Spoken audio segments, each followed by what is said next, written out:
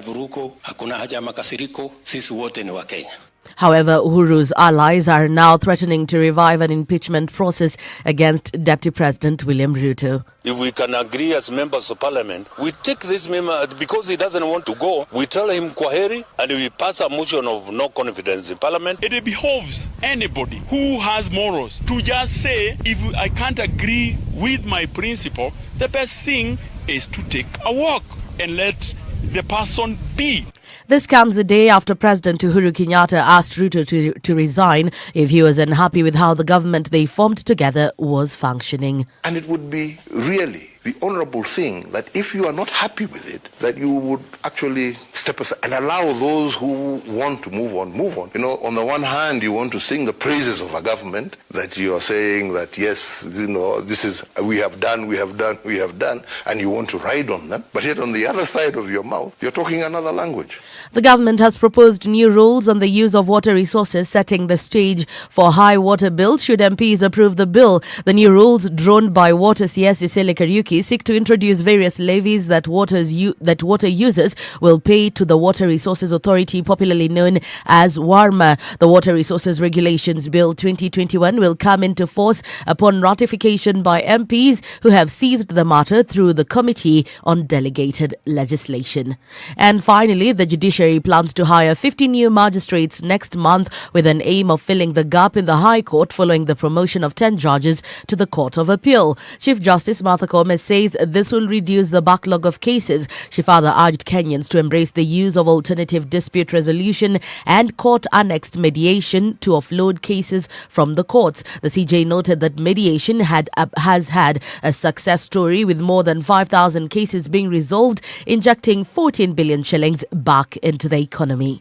That's the Newswire. I'm Leah Ubaga.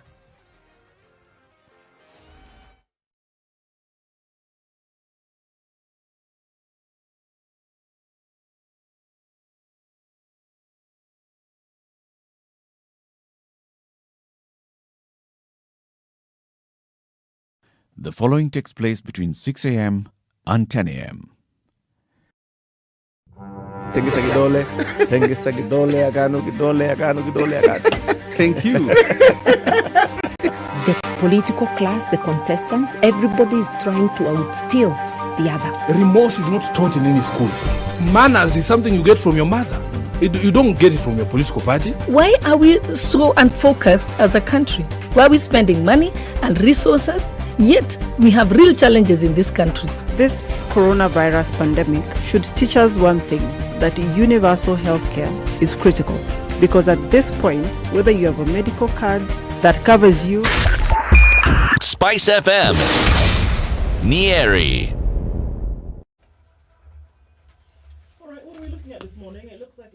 To build up on Mombasa Road today, and it doesn't look really pretty right now. We're going to keep an eye on things and see how they open up this Wednesday morning, smack dab in the middle of the week, and hopefully we'll be able to get through the city without too much of an issue. We're already seeing it building up on Langata Road as well, coming off of the Thika Superhighway, just a little bit there around the Pangani underpass, likely to build up also as the minutes tick by. We're trying to start Wednesday morning off right. Help us out here. SpiceFMKE on Twitter, text on 40127. Let's keep things moving this morning and keep the headaches at bay.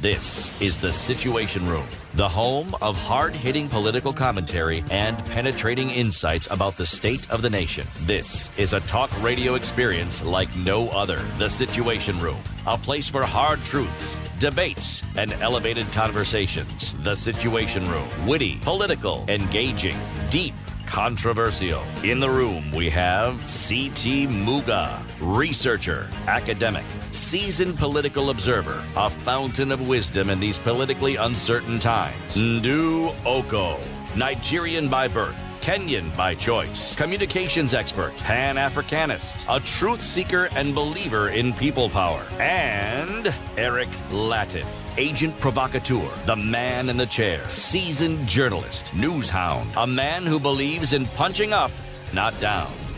This is The Situation Room, the only way to start your day. A very good morning to you. How are you doing? 25th day of August 2021. Welcome to Kenya's biggest conversation. Happy Wednesday, CT Muga. Happy Wednesday to you, Eric Latif. Very good to see you. Don't be distracted by John. John is doing his work. Nduoko? Yes. How are you? Fine, thank you. Uko How are salama? you? Mimi niko salama bana. Oh, okay. Yeah, wewe. Niko salama. Very good. Had a good day yesterday. Ako salama. You did? Yeah. I'm asking you. Oh, yes, I did. Good. Jerry.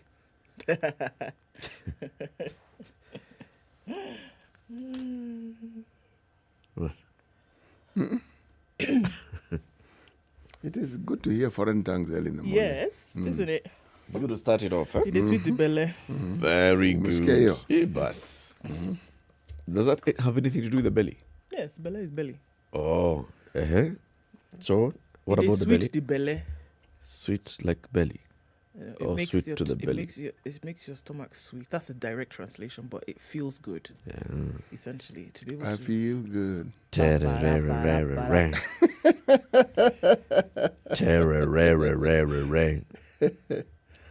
Right. Yeah.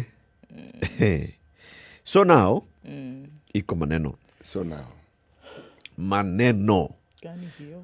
We have been pushing to have the people who are in charge of this project between Mololongo and ABC Place answering and telling us why people are suffering and what the plan has been all along. They will be here today. The chairman of the Kenya National Highways Authority, will be here. And the engineer who is in charge of this project, and we spoke to him yesterday for a bit, he's also going to be here. We will be talking to them. We are asking them and very many things about that project. Also, of course, we're going to extend from ABC Place going towards Rironi in Limuru. There has also been nightmare for road users there and many other parts of the country. So basically, we'll be seeking to understand. So what is the update of this particular project? CT Muga will tell them that he does not believe any word they say about that project being completed by February. February when? Next year. Out of the question. They will tell you how. They will demonstrate. They'll come with a model. January 2023, perhaps. January 2022. This highway. This expressway. Not going to happen. You don't see it happening? No. It's not a question of my not seeing it. Look. February. There are things which are just what they are. It is what it is. You asked the other day about the vaccine. I told you stop worrying. The vaccines are coming. Okay? Did they not come? They did. Okay, now I'm telling you that road will not be built by next year, February. It will not be built. They'll be building it and telling us it will be completed in August. Then come August, they'll be telling us they'll tell us it will be completed in December. Occasioned by the rain. Yes. Then, when it comes to December, they'll tell us there has been a reconsideration of the design.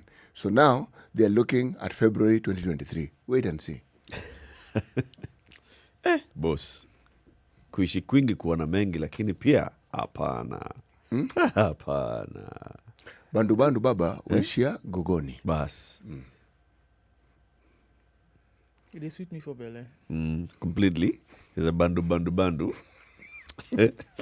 That is one conversation. Another conversation that we'll also be having is with regards to this BPI. Okay. So, we heard what the president said. He believes that the judges were completely misguided on the matters of BBI. We'll be speaking to a former legal advisor to the president. Served in State House for 4 years. And then he left. He's now doing his own things. But before that, he was a member of parliament. And he was the chair of the Parliamentary Select Committee on Constitution Review. He is the man that spearheaded the parliamentary journey of us getting the 2010 Constitution. Abdikadir Mohammed will be here from 8 a.m. That is a conversation you don't want to miss. Of course, you also don't want to miss the Kenha conversation. You don't want to miss the show today. Keep it right here. COVID-19 in numbers. So, in terms of what we're still looking at, 213,999,186. That's what the world tallies are looking at right now. With COVID-19 cases, again, we're still saying that numbers are rising, Delta variant continuing to be quite difficult in terms of its management when it comes to symptoms. This is not something that you'll be able to... Do you remember the onset of COVID? There were so many symptoms that so many people had that then were all right. Later on, when they realized that it was possible to have home-based care, is that the symptoms were not severe to the point that you couldn't take care of yourself at home. With this variant, absolutely is what is coming out from most medical practitioners, that you actually cannot take care of yourself at home, especially when infected with the Delta variant, that you need to be in hospital. And we continue to see that. Good thing, though, is that we are still seeing, now that with the arrival of vaccines on Monday in the country, that the word out there is go and get vaccinated, trying to get as many people vaccinated as possible. We're now looking at the largest bulk of vaccines coming into the country within the next few weeks. So more and more people have an opportunity to do this. And the word out there is please go out and do it. In Kenya, 1,166 new cases yesterday, taking the country's total tally to 230,794. The positivity rate currently is at 11.8%. And with 36 recorded deaths yesterday, 4,564 deaths total in the country. That's what we're looking at. And, there continues to be this call, go out and get vaccinated. Just over 3 million people have been vaccinated in the country. And just a part of those are complete vaccinations for the AstraZeneca. That means you've taken the first and second. Just a few. Of those are complete. So the hope is that more and more people will get vaccinated. And the Ministry of Health, from what we heard from the PS yesterday, Susan Mochache, is that they will now have a new broadcast list of where you can actually go get vaccinated, and that will be updated on a daily basis. With the numbers that they have now, they should be able to do that without too much of a hitch. So please, go get vaccinated. So now the vaccines are available across the country. Yes, and very soon they will start taking them to the other health facilities at local level, because now that is what they said they would do. It would be interesting to see, especially outside of Nairobi, how that is rolled out. Yeah. Because NMS has recently said we are taking this to all the health facilities, and they've even given the list of the health facilities. But outside into the other counties, it's very, very important to have that communication taking place. Also, I think the health ministry ought to be going out full throttle on the media and saying vaccines available, go get vaccinated. That whole conversation I've been saying that they ought to have had from the very beginning. What's a vaccine? What do you need to know about the vaccine? Why you should get vaccinated? How it helps you? Side effects if you get, what happens? What does it mean if you fall sick and you've just taken a vaccine? They have delayed that communication for a while. And now when you start this mass rollout...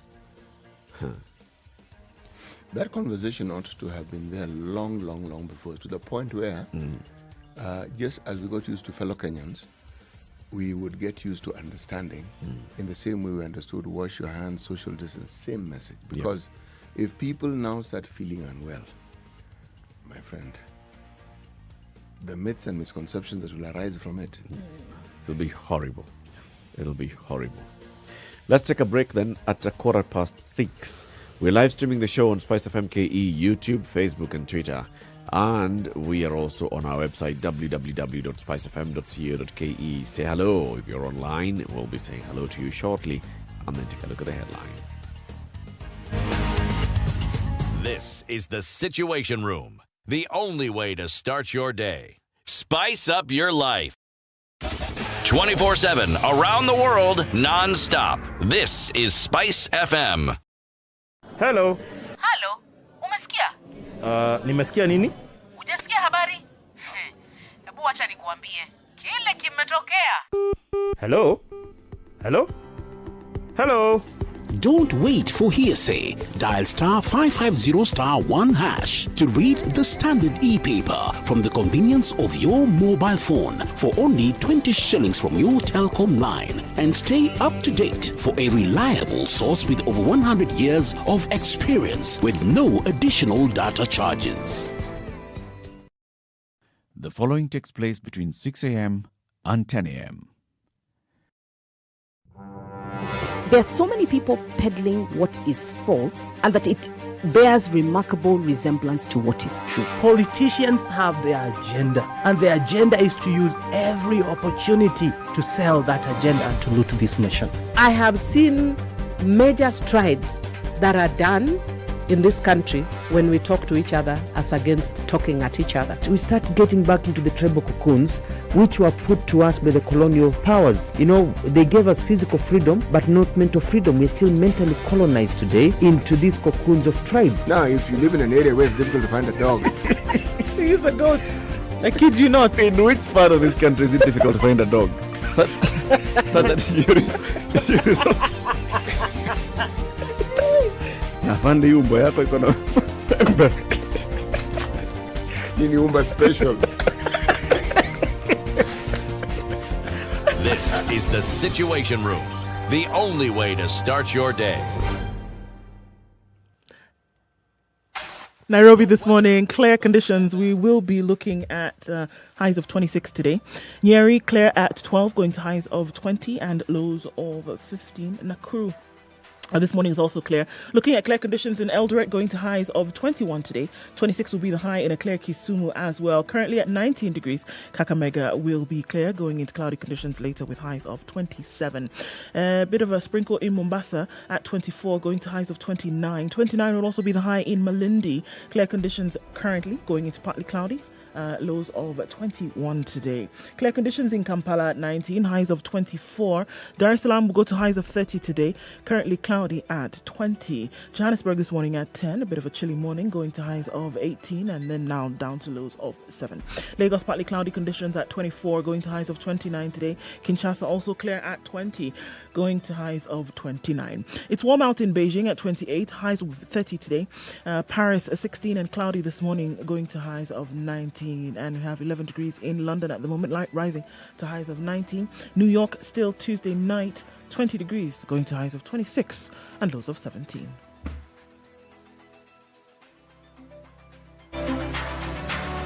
Classic soul, R&B, smooth jazz, neo soul, and nostalgic ballads. Make some noise. Yeah! You're listening to Spice FM.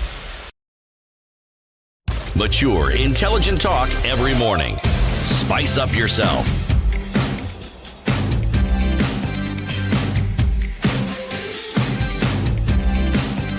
Mornings done right. 94.4 Spice FM, Nairobi. Biggest conversation. It continues. Are you able to see who's online? I am.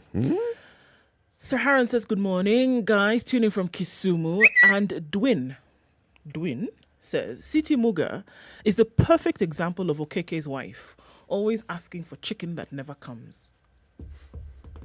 The road that will never finish, that kind of thing.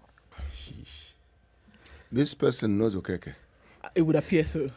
All right, then he and Okeke's wife should continue with what they were saying. Him, you, and Okeke's wife. All of you. You are Okeke's wife. I don't know Okeke. But I've been enjoined. Not with Okeke, Okeke's wife. With the wife. Amika's wife, yes. I don't know Okeke, I don't know Okeke's wife. But I believe the description must be appropriate whoever Okeke is, but more significantly, whoever his wife is. Okay. Remember the story? Remember the story? No. I told you about Okeke's wife and chicken. It is Ndu's story. Yes, I know it is Ndu's story, but I still don't know Okeke. Start now the story. For those that did not hear that story on that day. Because you know Okeke and you also know Okeke's wife. I actually don't know Okeke. And it is your story. Yes. I actually don't know Okeke. It's my dad who told us the story of Okeke and his wife, who always asked for chicken. Okeke kept promising his wife, my darling wife. I remember that story. I will bring you chicken today. I remember that story. Monday, no chicken. Okeke, where is chicken? Tuesday, okay, no chicken. Okeke. Where is chicken? Where is chicken? Don't worry, my dear wife. I bring you chicken tomorrow. Come tomorrow. No chicken. It was market day. Where you will get chicken in abundance. Okeke's wife waited. Chicken did not come. Okeke, where is chicken? Don't worry. Came back. No chicken. Okay. She said she'll wait. The next day. Okay, can you bring you chicken today? Yes, today I'll bring you chicken. Chicken did not come. Okeke came back empty-handed. That's how Okeke went out the following day, came back. Where is my wife? Wife gone. Wife is not anywhere. Looked everywhere. Look, have you seen my wife? Namdi's house, just next door. Okeke's wife is in Namdi's house. Eating chicken. Now, Okeke's nephew, who had mentioned it. Dwin. Thank Okeke's nephew. I'm very grateful for that comparison. You're welcome. Odero Jr. says we're tuned in from the Great Wall of Keno. And he says, please tell the person from Kenha when they arrive there that they are only in office still because of the impunity that reigns high in this country. Have you heard, Eric? Okay. Good morning from Muiga in Nyeri County. Yes, Dorcas Kimother says it is now raining in Malindi. Okay. I thought she's in Muiga. No, somebody else is in Muiga. Okay. Dorcas is in Malindi, and she says it's now raining, cats and dogs and everything else. Abdukadir says Abdukadir is a smart brain and she's waiting with great anxiety. Ware is tuned in, and that's where Kiora is, and Evelyn Kavaya is on board. Ed Gitonga is in Nanyuki this morning. He's on his way to Nyeri. And Barnabas Gore says, good morning from Kisumu.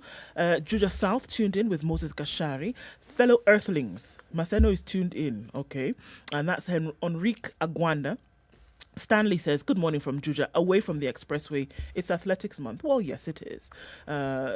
Finished some. Let's move on.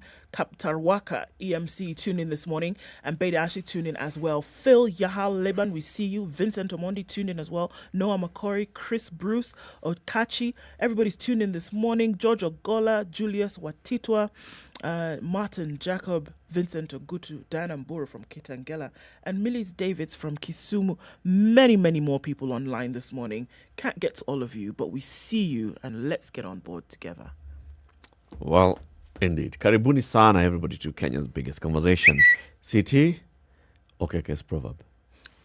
The king who shuts his eyes during a famine in the land will soon see his ancestors. The king who shuts his eyes during a famine in the land will soon see his ancestors. Yes. Where? It's Nigerian. I thought I should Okeke it. See? Okeke's proverb. Okay. It's a good one, CT. It's a good one. Let's take a look at the headlines.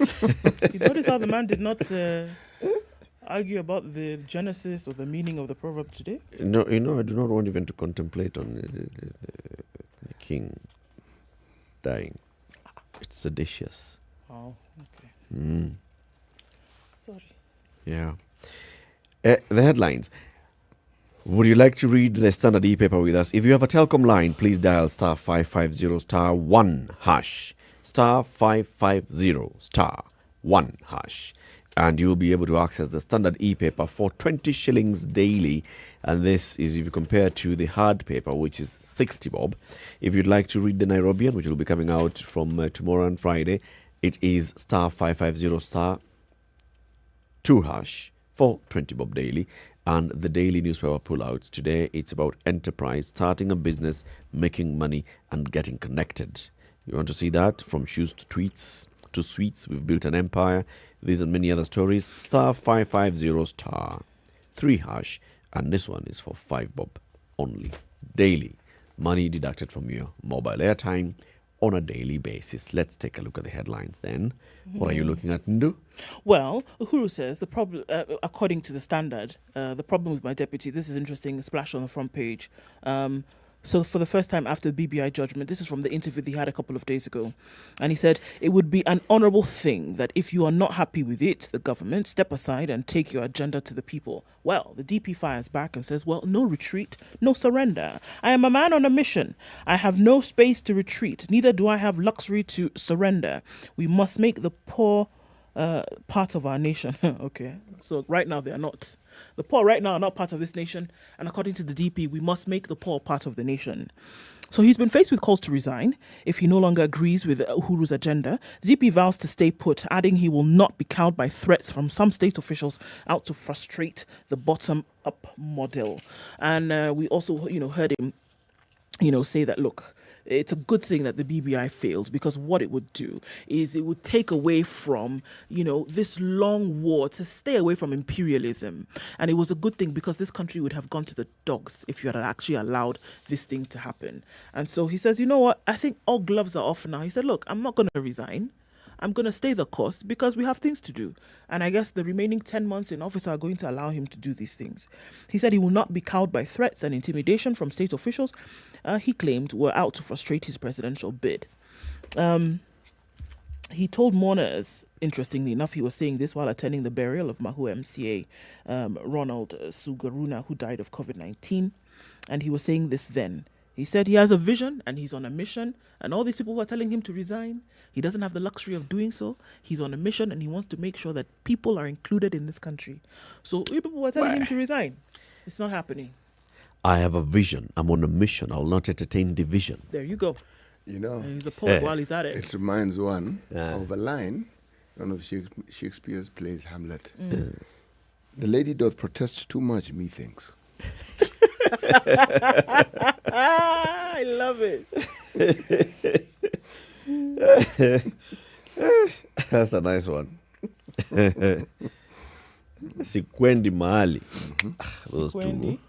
Those two, let them deal with it. Now, why don't they just do like these two? There's a man who's seeking divorce from his wife, and he has grounds for this because he has discovered that she's lesbian. Oh, nice. 30-year-old man seeking to divorce the wife because he discovered she's lesbian. FJO, that's how he's being identified in court papers, told the Nakuru court that they did not consummate their marriage until after 8 months after the woman, named in court papers as PNM, told him she did not have interest in getting intimate with him. When the two met on Facebook in 2015, they thought that they had found love.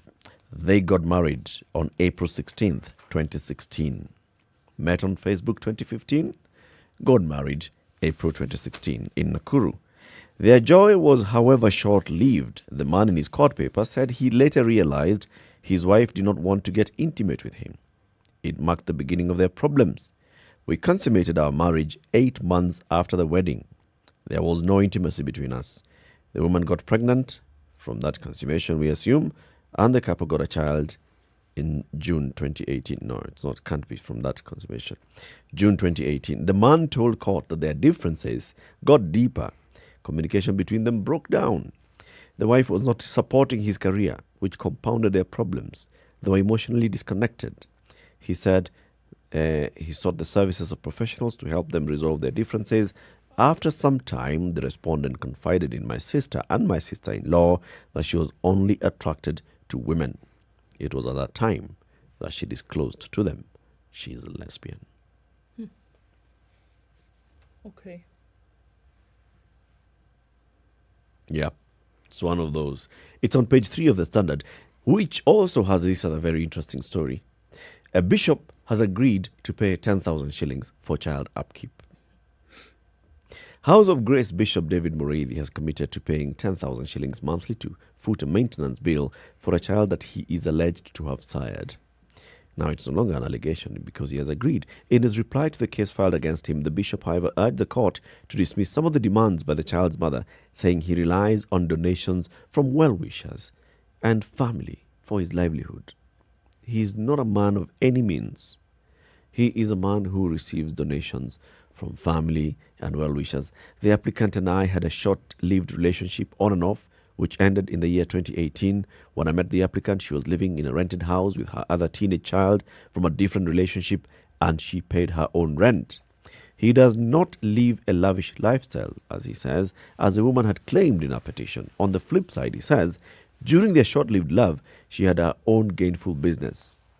He denied knowing that she was pregnant, adding that he came to learn about it when he called to check on her. According to him, she informed him of the minor after they had parted ways, and kept off each other for a long time. As a responsible Kenyan, I'm offering to take responsibility of paying fees for the minor, as well as payment of 10,000 shillings per month for the minor's subsistence. So many questions going on here. Yeah. Just ask one. Okay. Just ask one question, and then we go. No, I mean, it's not. It's. There's not even shock anymore that the individuals Man of the involved, man of the cloth, is the one who's embroiled in this thing. It's more about the upkeep, and you're not poor, or that you are poor, or that you don't have a lavish lifestyle or not. It's not about that conversation anymore. Things have really progressed. Man comes before the cloth, huh? Yeah. Just man of the cloth. Man of the cloth. Man. Even if you want to get ecclesiastical about it and call him man of God, man still comes before man. So, this man has had these issues, okay? That he's talking about it and not denying and getting holy on the subject is a good thing. That he is willing to pay for the upkeep is a good thing. However, given the nature of his job, he has yet a greater one which hasn't been mentioned in this report. Yep. There is the matter of resolving this thing with his congregation, with his board, with his elders, with his deacons. With his wife. Especially since... Oh, I left the best for last. For last, his wife. Especially since this particular one has dealt quite extensively on issues like this. Yes. Programs abound in this particular church. On this particular what? And I think people taking responsibility for their what are they called? Indiscretions. Yes. Plus helping young people as they go on to stay away from what should I call it? Premarital sex. Yes. This one, I cannot make the sort of quips I would ordinarily make. No, you on this one here. I can see you're fighting, but I'm really fighting. You're really fighting. Go ahead, City. Come on. It is man. The cloth beat is not what we're dealing with. We're dealing with man. In his case, it can't be premarital sex because he's already married. He's already married. It's extra. Those two stories, though, right?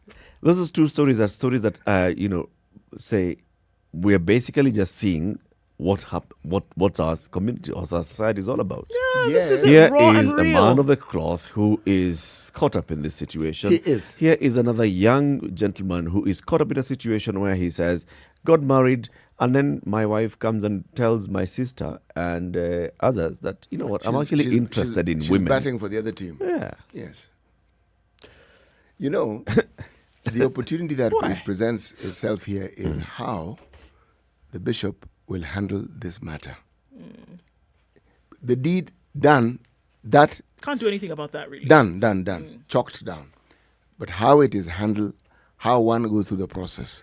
Believe me, it isn't the first time, it is not going to be the last time. No.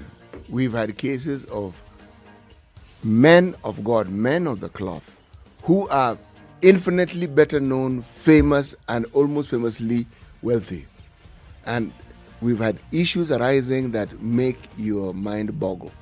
And it boggles, your mind is boggled because you believe it shouldn't happen to them. That's why I'm focusing. Yeah. Man first. Please understand. Yeah. This is a human being. But for the grace of God. Yes. The thing is, unfortunately, that a lot of times when they're sending out these messages to people, it would appear as though they are not just human beings. And they're very judgmental about it. Yes, when they're preaching, they come out so strongly, like, you can never fall. It is the evil spirit that's possessed you. It should never happen to anyone. And then boom. No, is that is happening. Huku haya ya kijiri. Yes. 25 minutes to 7. Okay, let's take this break. Let's see how the roads are looking like. I hope our Kenha people are not stuck anywhere in traffic because they'll that would coming. Be interesting. They'll be here in 25 minutes. Good morning. This is the Situation Room, the only way to start your day. Spice up your life. 24/7, around the world, non-stop. This is Spice FM.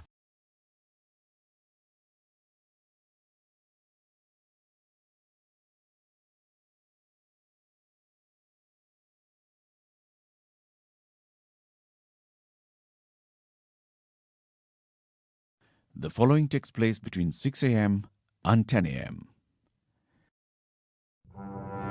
There are so many people peddling what is false and that it bears remarkable resemblance to what is true. Politicians have their agenda, and their agenda is to use every opportunity to sell that agenda and to loot this nation. I have seen major strides that are done in this country when we talk to each other as against talking at each other. We start getting back into the tribal cocoons which were put to us by the colonial powers. You know, they gave us physical freedom but not mental freedom. We're still mentally colonized today into these cocoons of tribe. Now, if you live in an area where it's difficult to find a dog, He's a goat.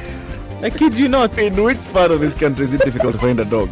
So that you resort. Afande hii umbo yako iko na pembe. Hii ni umba special. Okay, so we're looking at traffic coming off Mombasa Road for sure, inbound, especially just around the Weybridge, heading out towards the SGR, and then through to General Motors. Okay, that's the position that we are at now. It's also actually quite getting heavy on Langata Road as well. Muthui on the side headed to Thika. There's been an accident there, unfortunately, and you need to watch out for that as you approach. Use the service lane on the main highway. There's a bit of a clog up there because of that accident. People are being asked to avoid the northern bypass this morning. Fires lit on the road at the Kawa station roundabout, and no public transport at this point. No service vehicles applying that route. We don't know what the cause of it is yet. Now we do. Traders are demonstrating after the market was demolished. Voila. Market was demolished overnight. Traders are now rioting North Airport Road. Avoid if you can. It's causing some traffic already this morning. So that's what we see right now. And of course, the everlasting traffic, essentially, between the Weybridge and Westlands. W to W. Let's watch out for this morning. Talk to us. Are you stuck somewhere? SpiceFM KE on Twitter. Text on 40127. Let's keep things moving this morning. Spice FM, Malindi. Mature, intelligent talk every morning. Spice up yourself.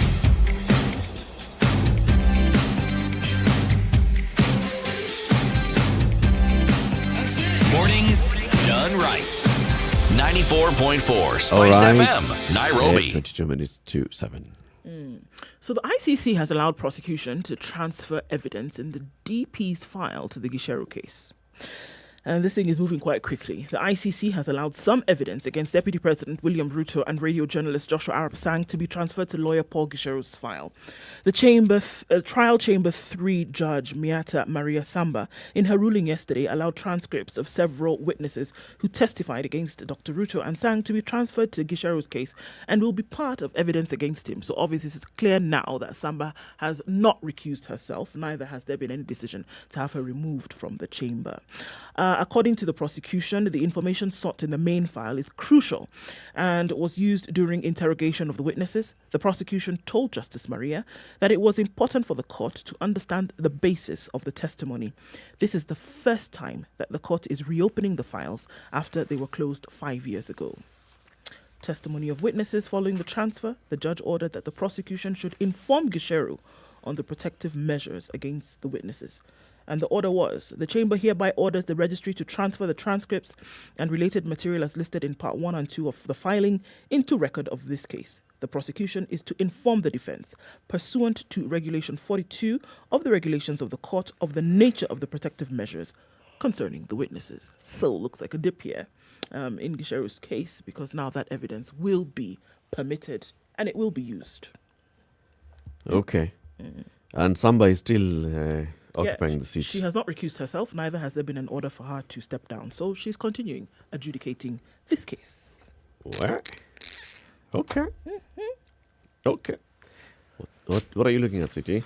I'm looking at several things, but the thing that caught my attention is Let me look at something a little more positive. Okay. Some of these negative things are: state removes title deed hurdles for developers. Okay. The state has sealed a legal loophole that risked blocking investors from phased development of high-rise buildings on parcels of land where some complete units had been sold and title transferred to owners. Yep. The newly published policy by the Lands and Physical Planning Ministry will see the Sectional Properties Act of 2020 amended to allow for phased and mixed development of properties. Okay. Increasingly, they say there's a need by developers to develop their piece of land in phases. If the land is under one title, it presents a problem under the Sectional Properties Act, since the head title cannot be surrendered until the entire land has been developed. Essentially, the way I understand it, it's yet a step closer to ensuring that, one, not just developers overcome this hurdle which clearly exists, but people who would want to buy property, want to buy a flat, that flat as an entity will have the same properties as any other asset built on its own piece of land. Yes. So there has been legislation that has allowed for this for the longest time. But again, remember the problem was, I have 4 acres. I only want to build on 1 acre, but it's on one title, and that land is not subdivided. No. So this one allows for you to build on that portion that you want to without necessarily encumbering the other piece that is not being developed. Yes. So you can separate. You can, yes. Nice. Part of the reason, you see, there's a background to this one here. Our laws for the longest time allowed subdivisions up to only a certain extent depending on where it is you lived. There are parts of, especially in urban areas, land was not allowed to be subdivided beyond, say, an acre. Yep. Some beyond half an acre. Some even, you are not allowed to own less than 5 acres. Yeah. Okay? Now, with what we have, the pressure on population, suddenly these laws are needing to be changed. Because instead of just building on the on land and building horizontally, we are now realizing you need to build more vertical. Yes. And then there's also the issue of zoning by the counties and the municipals. So there's a zone here that does not allow for high rises, another zone that says that you shall only have X number of occupied or built up spaces. And so this is also being reviewed at the same time. But the thing that, this having been said, remember when we had the minister in charge of this particular ministry here, there was the issue of how it is one to digitalize these processes. I queried it then and I'm querying it now. Yes, there's ease of service, but when you're dealing with land and you're telling us that you can transact this entire process without necessarily on-face meeting, it poses a danger that I cannot even begin to imagine. Because essentially, I'm repeating it, if my credentials are compromised, stolen, then it means my land is gone. That's my thinking. I just thought I would mention it since we're talking about this. Okay. Now, there are several ways in which you can remove a judge from office. And this is stated very clearly in the Constitution. The law is clear. Article 168 of the Constitution says a judge of a superior court may be removed from office only on the grounds of A, inability to perform the functions of office arising from mental or physical incapacity, a breach of a code of conduct prescribed for judges, bankruptcy, incompetence, or gross misconduct or misbehavior. Now, if you want to remove a judge from any of those, then what you need to do is, A, the Judicial Service Commission will listen to the matter, consider it, and if they find that there are grounds for such a matter to be investigated, they will request the president to form a tribunal. The president decides who sits in the tribunal, and then the tribunal sits and listens to the judge who is being questioned, and they make a determination. And that ends there. Now, how does a judge leave office? 3 ways. 1, resign. 2, this tribunal. 3, death. Short of that, judge does not leave office. Yesterday, the president, via Gazette notice, constituted a tribunal to deal with the matter of a judge of the Environment and Land Court, citing mental incapacity. I think we only keep hearing of tribunals because of gross misconduct. Yes. This is one where we are seeing on the other side the number one reason cited in the Constitution, mental or physical incapacity. In a Gazette notice yesterday, the head of state also named a tribunal that will look into the removal of Justice Mary Gitumbi from office. The move followed a recommendation by the Judicial Service Commission, which said it was satisfied that based on medical reports, the judge was unable to perform her functions of office. This tribunal will be headed by a High Court Judge, Omondi Helen Amolo. Other members include Justice Luka Kimaru, Lynette Ndolo, Peter Munge Murage, Mary Martha Nyakado Bonyo, and psychiatrist Dr. Frank Jenga and Dr. Margaret Otieno will also be part of the team that will decide Justice Gitumbi's fate. They are expected to submit a report and give its recommendations on the matter, which will then be forwarded to the head of state. Now, here's where this matter gets interesting. Number one, you're talking about the Judicial Service Commission saying we have received even medical reports and we are satisfied that this judge is not able to perform her functions as a judge. Okay? So, mental health. Then, the Judicial Service Commission has only one way of dealing with this matter, which is called for a tribunal. Yes. Judicial Service Commission cannot force the judge to resign. No. The Judicial Service Commission cannot kill the judge, which are the only other two ways in which she can vacate office. Clearly, she had not resigned. So it goes here. Now, here comes the issues that we've been talking about. This is a matter of mental health. When you take it this way, there's a tribunal. There are others that are going to hear it. Are you protecting the mental health and the condition of the said judge? Because you even mentioned them by name. Yes. Or should this have been a matter that was kept under wraps? There's an alternative. You can be sent on leave. Sure. Yeah, but for how long? No, what I'm saying is there are ways of handling that particular condition. Now, we don't know whether she has gone through the processes of healing or there have been attempts. This isn't in the article. We don't know if this is the genesis. We don't know. Yes, but Eric's point is an extremely valid one. When this thing is in the paper, it's being handled, in my mind, indelicately. How else would you handle it? Because a tribunal can only be established by gazetting it. You cannot do it under wraps. No, it has to be gazetted. A tribunal is only set up when it is felt, because the president wouldn't know there's a problem until the president is told. Yes. So I can only assume that the efforts we're referring to have been made. And so the only way to deal with this thing now is to take it to the next point. Yes.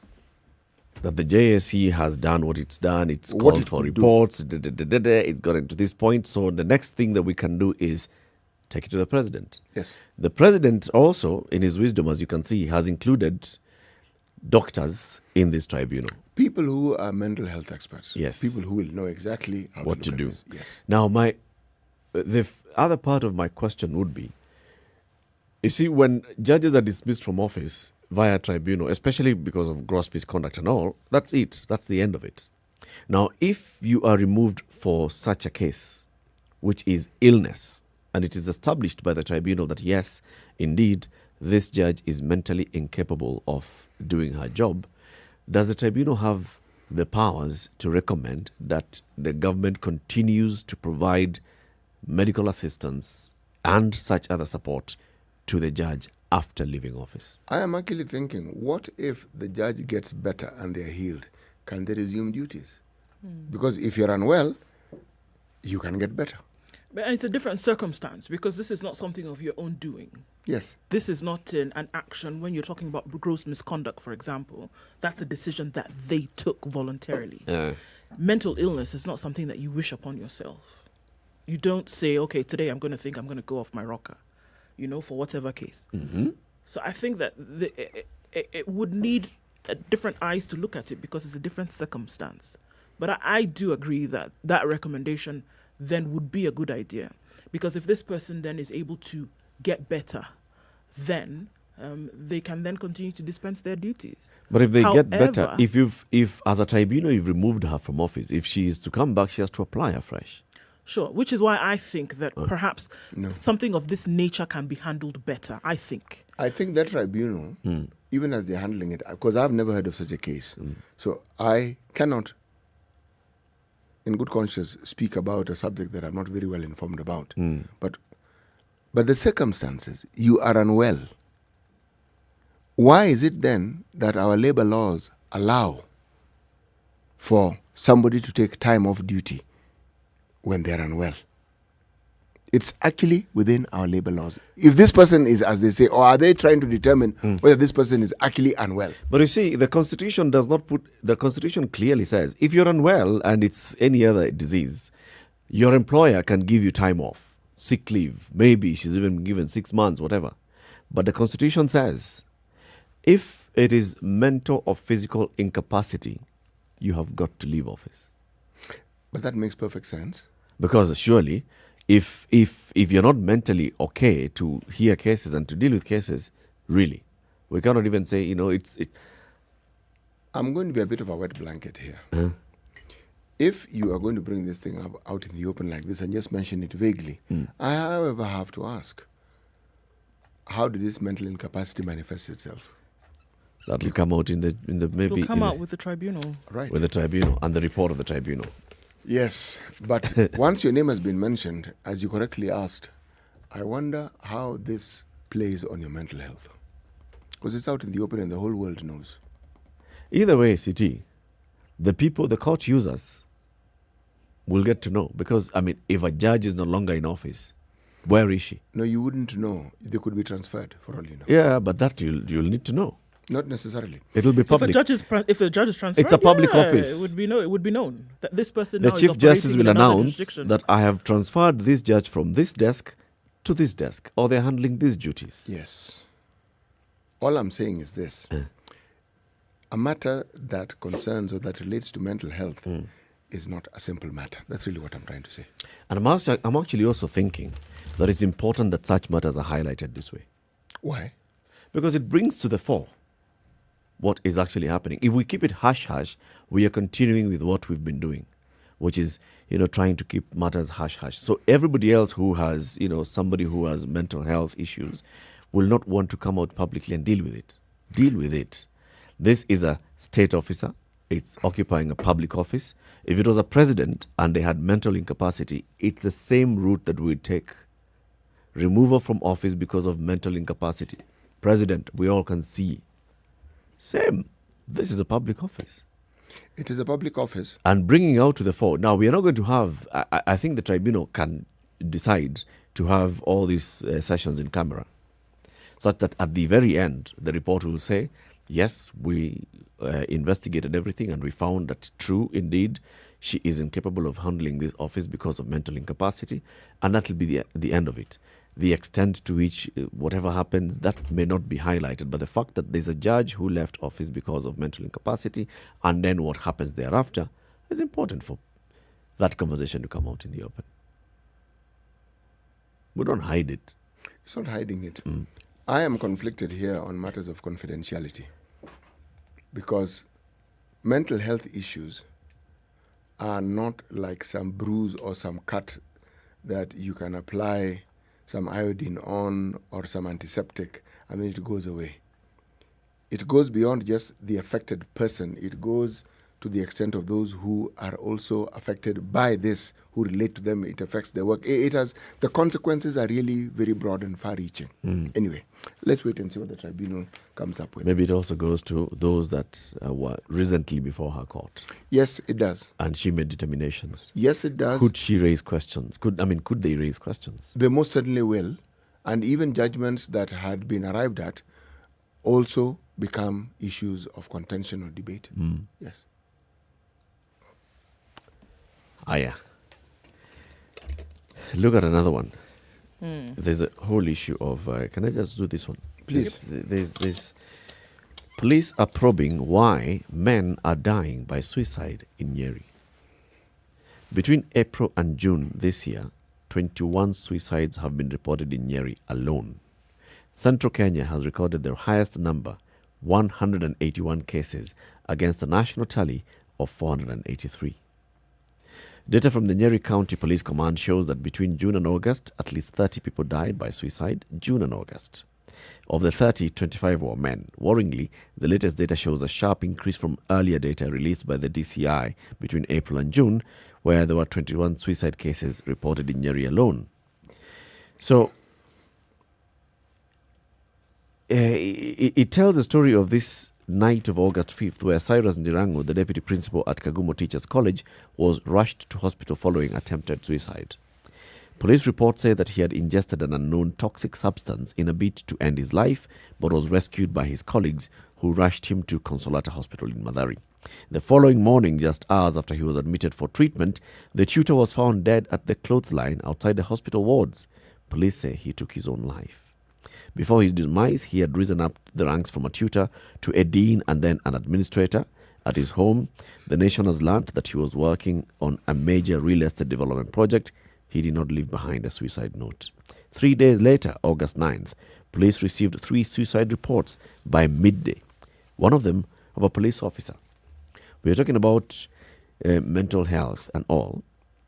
Here is one clear show of how much of a crisis we're dealing with. You know, there's something I'm looking at here. I'm holding my chin because what I'm reading here reads as the stuff that science fiction is made of.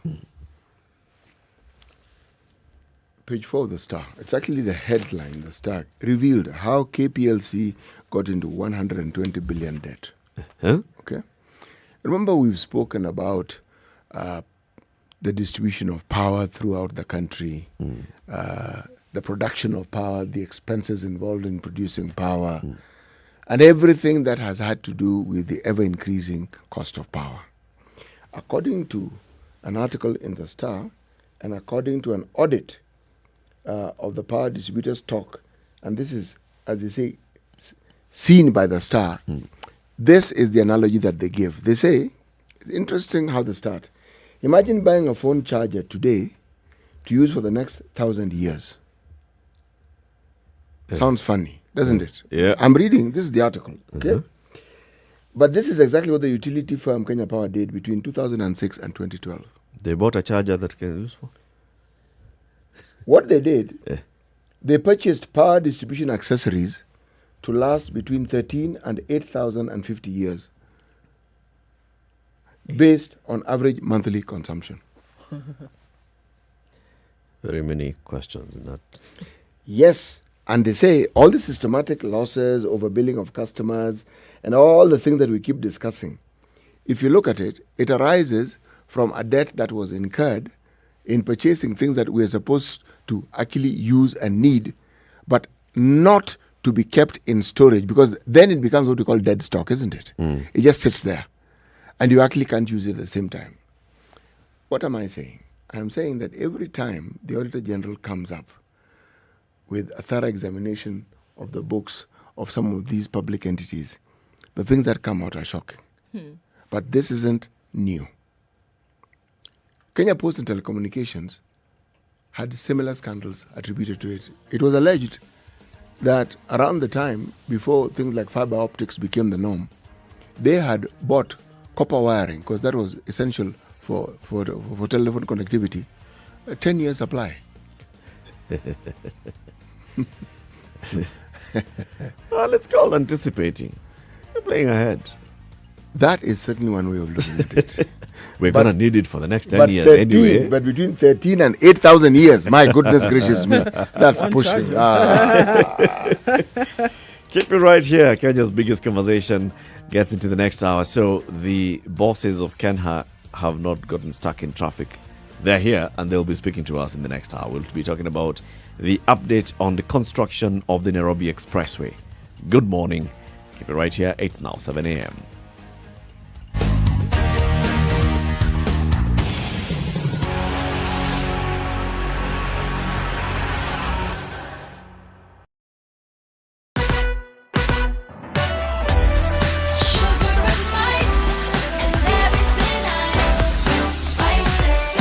Spice up your life.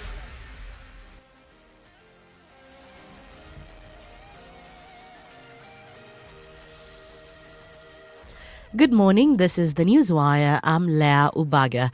President Uhuru Kenyatta has reversed the COVID-19 order by Head of Public Service Joseph Kinyua that gave civil servants the August 23rd deadline to be vaccinated. Uhuru says no one should be forced to take the jab. The order comes 2 days after the deadline that required all civil servants to be vaccinated, failure to which they'd not be paid their salaries or even allowed at their places of work, among other disciplinary actions. Uhuru also said that the reopening of the economy would be determined by the vaccination uptake. We are not going to force anybody. It will be your decision whether you want to take or not. But I truly would encourage, especially those who are in that most vulnerable bracket, that it is essential that you be vaccinated. We are hopefully now going to start getting a steady supply of our own vaccine, and hopefully we may be a month or 2 months late, but be able to meet our 10 million target of the most vulnerable, which will be a key indicator for us now fully opening up the economy.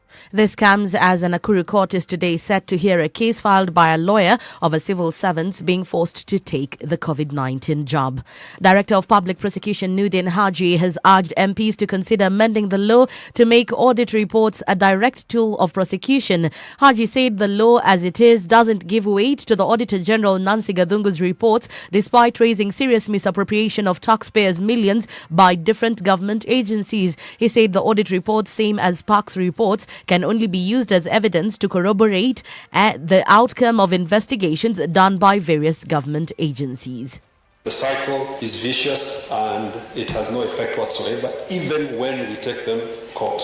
Even when you get a conviction, you get your appeal, you are back, and you are back in business. We have individuals, for the last 3 years, we cannot do anything. We can't prosecute, we can't investigate, we are stuck. Again, it comes back to Parliament. Can we have clear legislation under the CPC and criminal procedures and others that stipulate very clearly that such orders should not be there for more than 21 days? Environment and Land Court Judge Mary Muthui Gitumbi has become the first judge to be suspended under Article 168(1)(a) of the Constitution. The JSE petitioned President Uhuru Kenyatta to remove Lady Justice Gitumbi after considering various medical reports which, according to the Commission, disclosed the judge's inability to perform the functions of office arising from mental incapacity. President Uhuru Kenyatta suspended her yesterday and formed a tribunal to inquire into the petition by JSC on her removal from office. And finally, the WHO has warned of fake COVID-19 vaccines that are still circulating in Uganda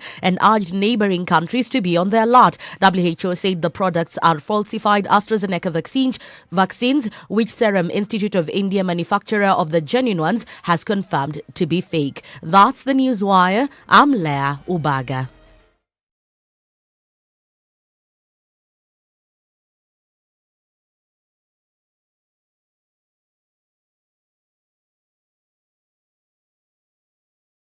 All right, looking at Muthui Road this morning, actually the Thika Superhighway, and then joining from Muthui Square, coming out towards the Pangani Underpass, very, very heavy traffic. Mathare Area 4 is what we're looking at right now. Coming all the way then through the Utali Drift out towards Muthui Square, quite some traffic this morning. It's already starting to build up on Langata Road as well, going out into the city, inbound.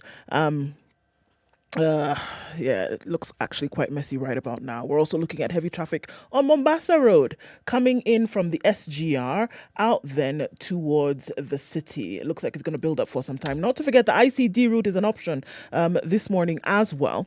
We're looking at the Southern Bypass, looking good this morning. You can use that, getting towards Langata Road and then out into the city. The Northern Bypass also. There was an issue this morning. That demonstration still taking place. Lit fires on the street. So please avoid if you can. Demonstrators are those whose bandas have been demolished this morning. Other than that, it looks like we're still seeing some traffic on Jogo Road getting out into the city, quite some within the city centre. Uhuru Highway in and outbound, that problem continues. We'll keep an eye on things this morning. Talk to us on SpiceFM KE on Twitter. Text on 40127. We're going to try and keep things moving this morning.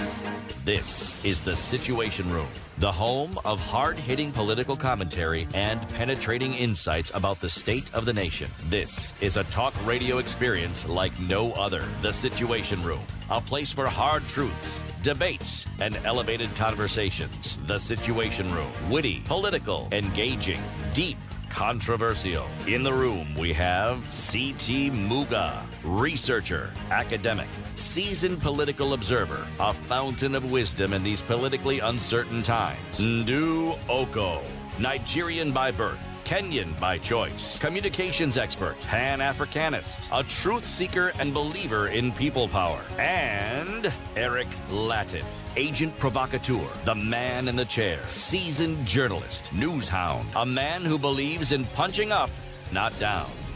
This is the Situation Room, the only way to start It is your Kenya's day. biggest conversation at 6 minutes after 7. How are you doing wherever you're tuned in? This is the Situation Room getting into the second hour. Let's start with the day's proverb, C.T. Muga. The king who shuts his eyes during famine in the land will soon see his ancestors. The king who shuts his eyes during famine in the land Yes. will soon see his ancestors. Yes. And here, by shutting the eye, basically we're saying, ignoring the plight of his people as they're dying of hunger, not addressing the needs of the people as they're facing starvation, all those things. Assuming that this particular monarch doesn't seem to understand the import of this problem and doesn't face it. On the one hand, simply put, that famine may arrive at his door as well. Okay. Yes. I do not want to apply that proverb on our guests of today, but it could happen. The Kenya National Highways Authority, led by the chairman, Engineer Wangai Ndirango, and also Engineer Stanley Mawasi, who is in charge of the Expressway project, they're in the studio. Very good morning, gentlemen, and welcome to the Situation Room. And we thank you for coming. Thank you for having us. We have been seeking you out for a while, and we are very glad that we got to you yesterday and you graciously accepted to come and have this conversation with us today. The Expressway is a project that we have seen. I mean, it's the first one where we are seeing an elevated road in Kenya. And so it comes with very many wonders every new day when you're seeing those things happening up there. And then the things that are happening down here. So I'm just going to start with you, Engineer Wangai. This project, as it started and as it's continuing right now, what's the update of it? We have heard the last time we heard from the CS was about last month, and he said it's about over 60% complete. What does 60% complete mean, and what's the remaining 40%? Thank you very much, Eric, and once again, thanks for having us in the studio. The Expressway was commissioned by the President in October 2019. And at that point, we anticipated that it would take about 3 years, up to June of 2022, to complete. But aware that we had very constrained space, that Kenya needed these roads to decongest the city, we worked with the contractors to see that we hasten the pace. And as of now, we anticipate that the project will be completed, open to traffic and tolling by June of next year. So we see that we actually are doing this in under 2 years. As of now, the cumulative progress stands about 57%. And what this means is that we have finished majority of the piling. There were 792 piles across the entire stretch of 27 kilometers. And some of them are very deep, actually, going up to about 20 meters deep. So it's a lot of work, a lot of heavy machinery, and that has largely been achieved. About 2/3 of the concrete works that need to be done, again, has been completed. So I would say that whatever is remaining now is the lighter portion. It's more or less like a finishing work. So between now and December, we are likely to see, and actually almost sure, that all the dirty work, if I may use the word, will be done. And so all these, deep excavation, diversions, and everything else was more or less being managed by December this year. And then for the period between January and June, it's really now installing the infrastructure that will allow us now to operate, the road furniture, the marking, the tolling booths, and the like. How long did it take to plan this project? Actually, about 1 year prior to commencement. And in fact, let me say this. I think the Expressway, in a way, for me, expresses the desire and achievement of the next level of road building. And that's the most beautiful part of it. As you said, remember the Expressway has been planned since the year 2000. In about 2002, we nearly had a contractor, but for certain reasons with the donors, that didn't happen. So it's something we have had anticipated. Why so? Because we knew for a long time that the area between Nyayo Stadium and Westlands, and particularly the museum, remained as a bottleneck in our transport system, because you're having big roads coming to from Langata Road, from Mombasa Road, from Lusaka Road, and then all of them joining to only 3 lanes. So that was a bottleneck. So we knew for a long time that this was needed. And so the planning was on a very fast pace. But what as we also progress, we have learned a few things, and we have kept on improving our planning level. In fact, I would say this is one of the best planned projects. We are seeing a dashboard that really marks each and every element on a daily basis. So it's the top of the range, if I may say, in terms of the planning. Let me go back to what I'm saying, that this is our kind of next level. When President Kibaki initiated the Thika Road project, it was the first time we were seeing a superhighway. Now, this is, I would say, that was version 2.0. This now is version 2.1 of road building, whereas as you said in the beginning, we are seeing now the Expressway. And I'm sure through this learning, through this experience, we are going to see a lot more solution. Already, we are already planning a viaduct across Nakuru town. We are already planning a viaduct. What is a viaduct? Oh, I'm so sorry. I think Engineer Mawasi has taught me this term over and over. Now I've become, a viaduct simply means it's an elevated road. So we out of this experience, we are also planning an elevated road across Nakuru town, and also we also trying to consider one also across Karatina town as we do the Keno Marwa. So you can see the importance of it is that it actually unlocks the next level of technology available to us. Okay. I mean, it's clear that development is extremely important. I don't think anybody has an issue with that. I think that what we've been able to see over time is that clearly the development has been happening on this expressway, and it's a good thing in terms of what will happen to decongest the city in terms of traffic moving forward. The outcry has been the current uncomfortability, and that's just a mild word, of people who've had to use the same area where the construction is taking place. And so I think it's very important to hear also that you're looking at planning that took maybe a year before you broke ground, right? What was taken into consideration as alternative routes while construction is taking place in these areas? Thank you. Whenever we are planning our roads, the issue of the socio-environmental circumstances is always and in fact we have an entire team that looks at that and says what are the likely impacts. Given, even in a construction project, will have its impact. And it's anticipated in our planning, in our laws. What we are trying to do is to mitigate that impact. We are worried about the safety, about the comfort. But let's start thinking about saying, why in the first place were we doing the expressway? Because Mombasa Road, over the years, had experienced congestion. So it was relief, and that means we were working in a very tight space. And so the first thing, as I said, is that we have deliberately and, tried to shorten the time that this is happening. And we've done that by about a half. So from 3 years, we are seeing that the major works will be completed in about 1.5 years. Number two, when you look at these expressway, we have tried to look at the safety of the users. And you find, actually, unlike any other road, you find that it's barricaded. We have provided shelter from the deep excavation all along, in most cases using iron sheets, so that at no instance really is anybody, even if you're tempted, you have no opportunity to get in there.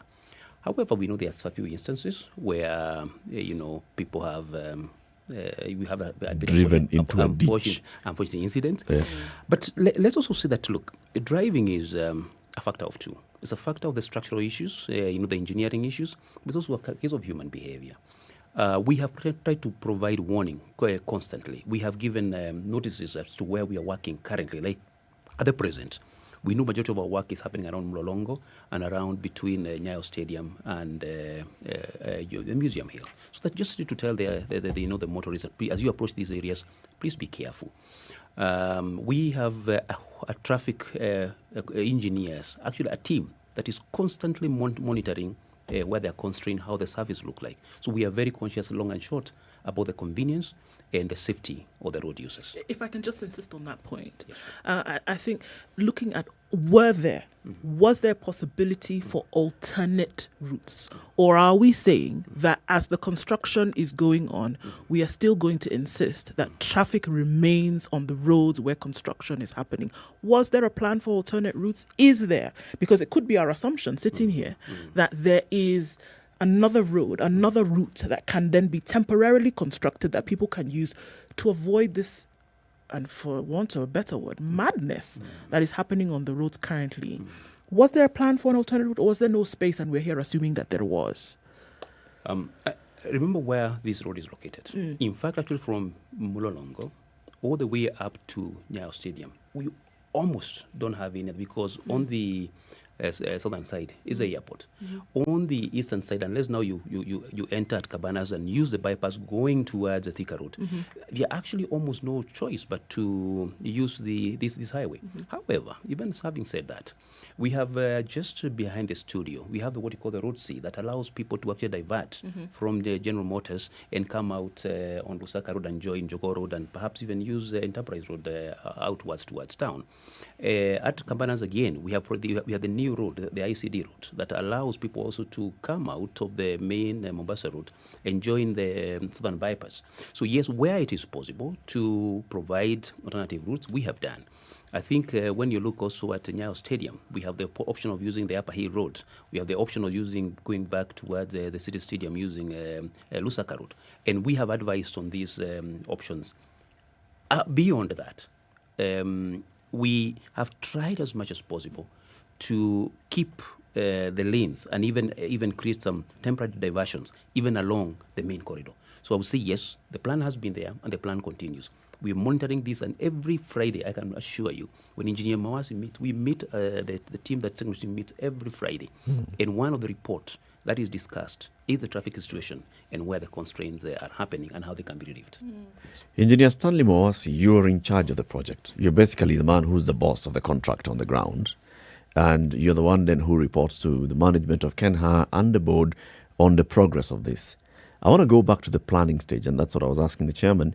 And he said there was some intensive planning periods of 1 year of looking at this is what we need to do, creating the dashboard and seeing the milestones that need to be set in place and the progress. Looking at the road users, and I just want to think about this particular stretch of road, we've got motorists, we've got trucks that are transit trucks. We also have motorcycles, we have cyclists, we've got pedestrians, and we've got mkokoteni users. Were all those factored in how they were going to be catered for during construction of this project? Thank you, Eric. I think the chairman has elaborated very well how the plan was. And indeed, at the stage where we started the project, and let me take you back a little, the thinking around Expressway is the thinking that has been there for over a decade. You do recall, in fact, there was a time when the World Bank had helped us to funding the project, and then the scheme didn't go through. We're going to have, at that time, the project Nairobi Toll Road project. And other initiatives in between have come through various development partners. But at the end of the day, what has finally transpired is now we have what is going on the ground. So to quickly focus, was there planning? Yes. When we started the project, we did various stakeholder meetings all the way from Mlolongo to Westlands, and we met various stakeholders from Boda to businessmen to other communities. So we involved all the stakeholders, mapped them, and we were aware of the challenges that will come. and we were aware that the congestion was going to be an issue, even without the roads that exist where they could disperse. But we went further ahead and looked at our program, because the numbers are huge, the numbers using the road, and in the first place, that's why the road was being upgraded. We made sure that at any one time, even where we are constructing, would maintain at least on the minimum 2 lanes, especially for the section between JKIA to Mlolongo. And the beauty with that section, you also have 2 other service lanes on either side. So in fact, you have at any one time about 6 lanes that are available. But what has transpired is that the challenge of managing this traffic, because in the evening, inevitably for any construction, you will find that the speeds are reduced, and you will see all along the road we've pressed, please, maximum speed allowable is 40 kilometers per hour. And of course, there are those who are a little bit in a hurry, maybe they are under pressure, and we start seeing some motorists trying to jump the queues, and a little bit of misbehavior, which is sometimes because of the pressure people are experiencing. Sometimes it does happen. Now, because of this, you find that gridlock is created. So what did we think about how to deal with this gridlock? We are in constant touch with the police, and we really thank them for having helped us all this time. They've done a sterling job in trying to help us to make sure at least the traffic is moving. Once in a while, there are issues. For example, last Friday, there was hue and cry, but around 9 o'clock, I contacted them, and they informed me that actually it was because there was an accident that occurred at Mlolongo, and this is what, again, had caused an extraordinary event leading to what people were seeing. So, yes, there's a plan. Yes, we are doing our best. Yes, we don't sleep. We are working 24/7, monitoring the road, and we really thank all the stakeholders, particularly the police. They've really, really helped us to bring sanity to what we are doing. And I can assure you, for the section between Mlolongo all the way to JKIA, in the next about 2 weeks, all the works that have been causing the extra strain. Remember, Mlolongo, JKIA has always had issues. In fact, people have been waking up at 5 in the morning to be able. Oh yes. Oh, thank you. Yes. They've been leaving to be able home. Yes. Thank you. So what we are trying to say is that in the next about 2 weeks, the situation will go back to normal. And once the expressway is completed, all these issues will be gone, because those who wish to pay, they'll be able to run through the express lanes, and about 30% of the existing traffic will be, from our data survey, will be absorbed by the expressway, and it will be the entire A8 road will be unclogged. So we are confident that we are on spot and will be able to solve the situation. As someone whose duties at a certain point in their lives took them on the road for long periods of time, I have seen the wonderful work that Ken has done. The very things that we are saying, a road is being built, an alternate passageway is provided for, and it's motorable. It's not something that gives you nightmares. We are not holding Kenha accountable to standards that we haven't seen them meet before. No. We are holding you accountable for standards we've seen you meet before. So when you fall short, we are asking, why are you falling short? Some of us use this road every single day. And we use it at an hour when there's hardly any traffic. Because if you're on this road at 4:45, 4:30, there's hardly any traffic. And the diversions exist, but the state of the road you fear for your car. And so one asks, surely, if there are people inspecting this road, they ought to know that constant use will bring about disrepair. So simply even it up so that when people are motoring on it, there's an ease to it. When it rains, you actually have literal craters. Your car dips in and then it comes up again. Now, when I have a bill that I don't normally experience when it comes to servicing my car, should I send the bill to you? Right. Let me start by appreciating. Thanks for the compliments of the good work of the past. And I want to assure you Even that, the present. And thank you very much. Yes. And I want to assure you that I think it's that same standard that Kenha is committed to. And I think let me take that as a way of feedback. And I am aware, of course, we don't want to bury our head to the side, that there are certain instances. I personally have had a chance to, out of these kind of concerns, be on site really, just to complement the effort of my technical team. And I know there are areas you pointed out. And let me say this, they're being addressed. And I think that concern that you raise about the quality of the surface in the diversion is something that you're going to take, and I think you'll see a difference. Let's say. But then there's the little bit again of communicating it. This discussion we're having here is very informative. This is not the fault of Kenya. It is a government failing, not weakness, failing. You wait until there's a complaint for you to address it instead of simply explaining. The airwaves are open. This discussion we're having. It is not difficult for people who work within Kenya to say, look, folks, we know there is a gridlock at Mlolongo.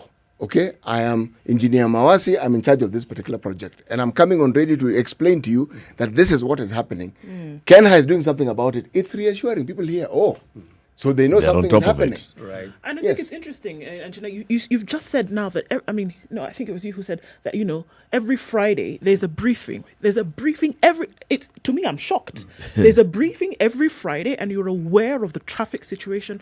I think, it's kind of like, I liken it to a baby that's getting inoculated. It has to happen. The inoculation must happen. But the caregiver at that point is constantly pampering that child and saying, I'm sorry, we have to do this. But it makes the child feel better at that moment, giving them something to pacify them, even if they have to go through this difficult position. And that's the thing. People who are using these roads understand that this thing must happen. But at the same time, they're looking for some kind of ease.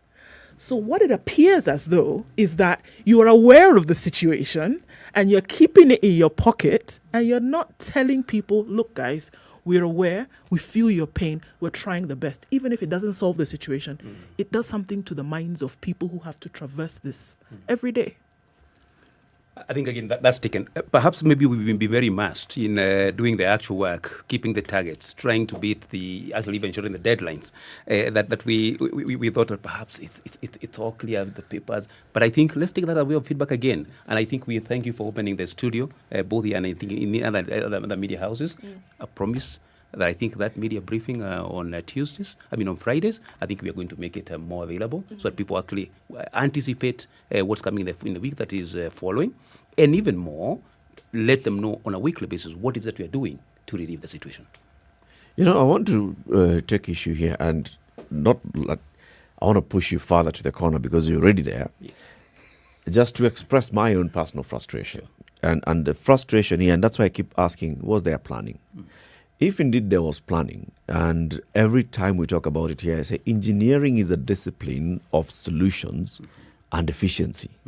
So when you're planning for such a project, then you've clearly thought this is the amount of traffic that we're dealing with here on a daily basis. You've already done the studies and you know X number of trucks, X number of small vehicles, X number of motorists, of pedestrians who are crossing in various stages, of mukokotenis that are on the road. And when we begin the project, as we get to certain stages, we will need then to be talking about diverting, and this diversion will not be sufficient to cater for that traffic. We'll also need to communicate further and say, so if we say we are closing the section between Kenyatta Avenue and University Way and we're creating one lane, is that going to be enough to handle that traffic that moves there? Or what else are we going to advise motorists to use? And shall we have marshals on the ground who are also guiding motorists? Not everybody will remember seeing some social media posts that was shared on WhatsApp saying that Kenya has said they're going to close the road. So are there people on the ground? And that's what I keep saying. My frustration is that we don't see all those things happening. And then I ask myself, so if we have people who are in charge of this particular project and they designed it, why aren't they implementing their own designs? I'm sure, Engineer Mawasi, all these things I'm talking about, if you showed me your papers, they're all clearly... They've been considered. And all are there. Let me, Eric, again come back to that issue of planning. And thank you very much for the comments that you've made. Actually, they are valid. And do we have marshals? Yes, we have marshals. Are we being assisted by police? Absolutely. Are we doing our best in terms of traffic signing and information? Yes, our Twitter handle is we issue messages when there are diversions to be done, and also in the newspapers we actually print media also. But then why are we in a situation where it seems like, as you've repeatedly pointed out, it's like there was no planning? Now, let me just a little bit put this project in perspective so that you can appreciate the mechanics and the different elements that are playing around.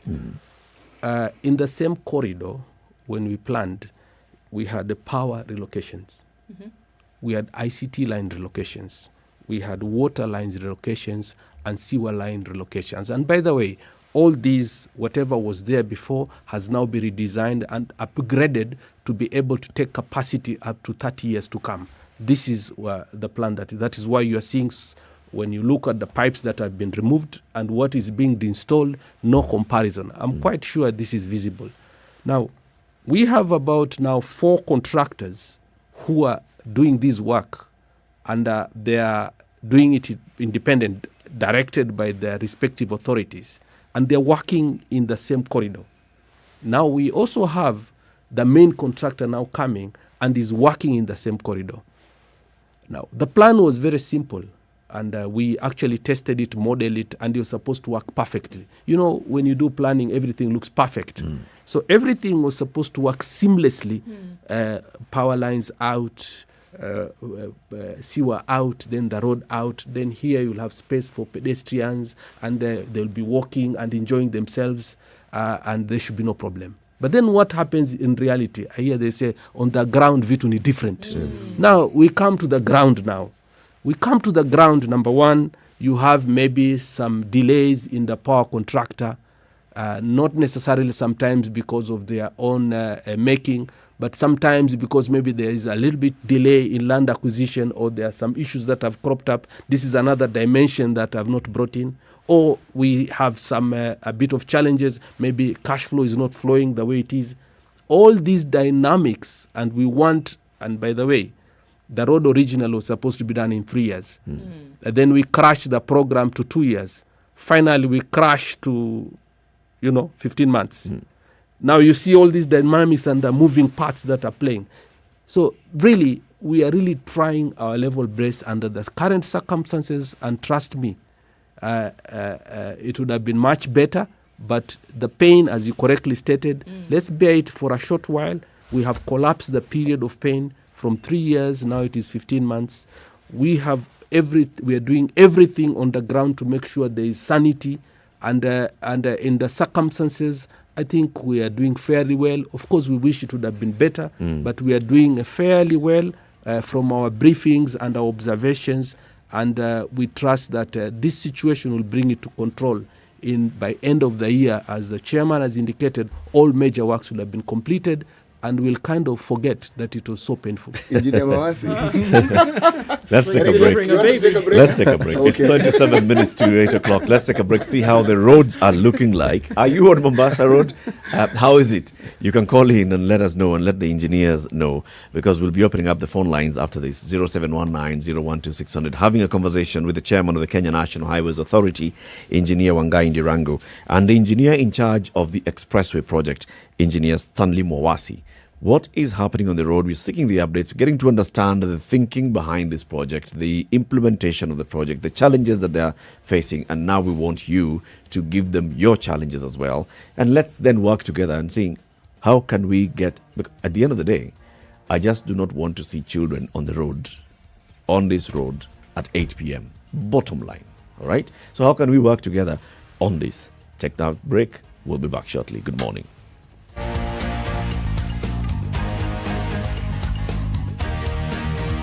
This is the Situation Room, the only way to start your day.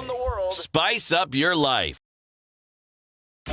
24/7 around the world, non-stop. This is SpiceFM. Gone are the days when you hiring should be about hitting the brick wall, because we understand how much it means to have the ideal candidate working for you and your organization.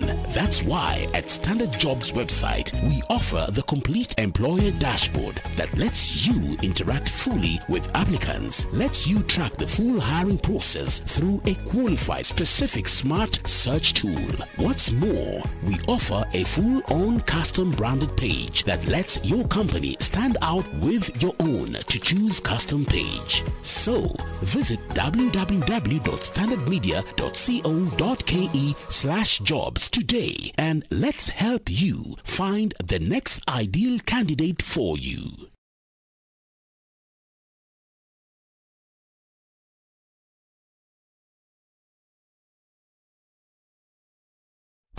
Classic soul, R&B, smooth jazz, neo soul, and Cloudy nostalgic conditions in Nairobi ballads. at 15, highs of 25, lows of 10 today. Mostly cloudy at 14 in Nyeri, highs of 23, lows of 9. 13 will be the low in Nakuru, where it's sunny at the moment at 14, and mostly sunny conditions at 10.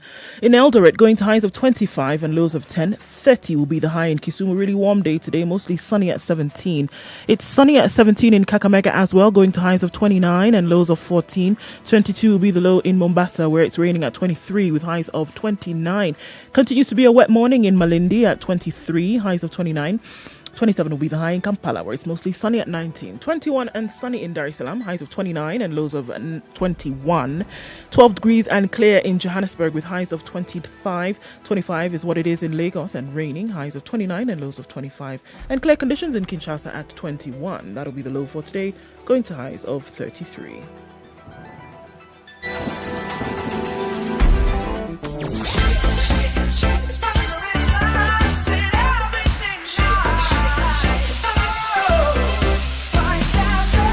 Spice up your life. Okay, yes, so we are looking at heavy traffic along Mombasa Road inbound, all the way from the Way Bridge, then heading out towards the SGR and then out towards General Motors. Slow movement today, so keeping an eye on that. We're also looking at heavy traffic within industrial area today. That entire square, Lunga Lunga, coming out on the Likoni interchange on Mombasa Road, Jogo Road, Makadara train station, out towards Botella, and then towards Landis Road. That Kamkunji roundabout is also a mess. Bunyala Road, the roundabout connecting Aerodrome and then going out towards Huru Highway, is also quite messy this morning. Heading out from Langata Road as well is quite a sticky situation. In the CBD also doesn't look too good. Coming off the Thika Superhighway, thick traffic today.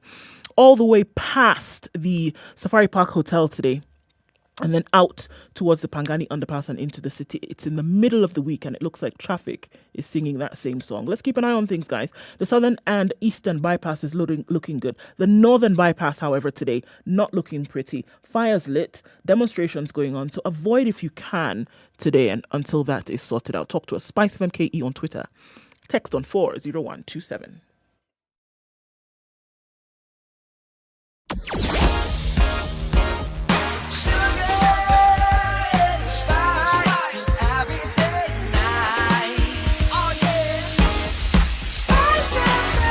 Spice up your life. Mature, intelligent talk every morning. Spice up yourself.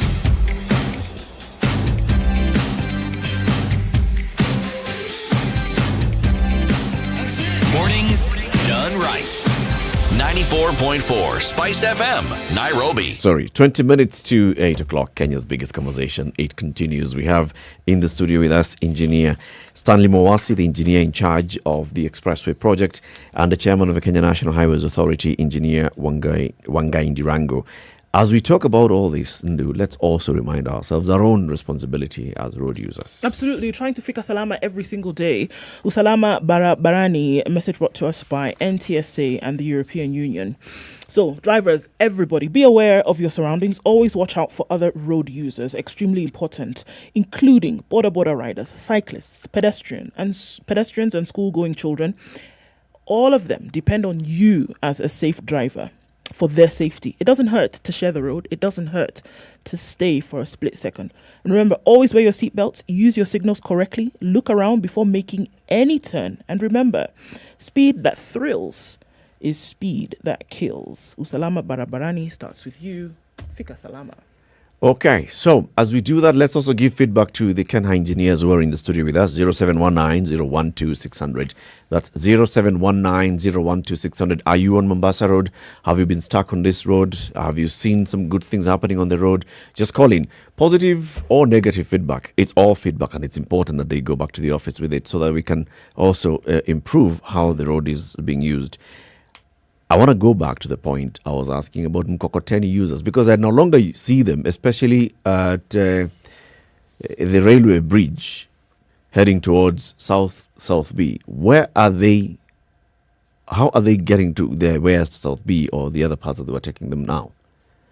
Engineer Mwasi. Yeah, you're right. When now you drive along the road from Haile Selassie all the way to Bunyara roundabout. Before would see Mkokotenis there, plenty of them. But I guess maybe they've been edged out because once in a while I still see them. So there could be a shift in transportation. Maybe some the mamambogas, because largely I used to see those are the ones who would prefer using them from the Ukulima market, and they deliver to South B and maybe parts of South C, but largely South B. But now you don't see them, but still once in a while you see them. Yes, the road is narrow, it's tight. It's very frustrating for them at the moment when they try to use it. But I trust that once we are done with the project, everyone will be happy, and we should get back to the normal situation. Do you realize we are talking about people who maybe have gone out of business, have gone out of earning a livelihood?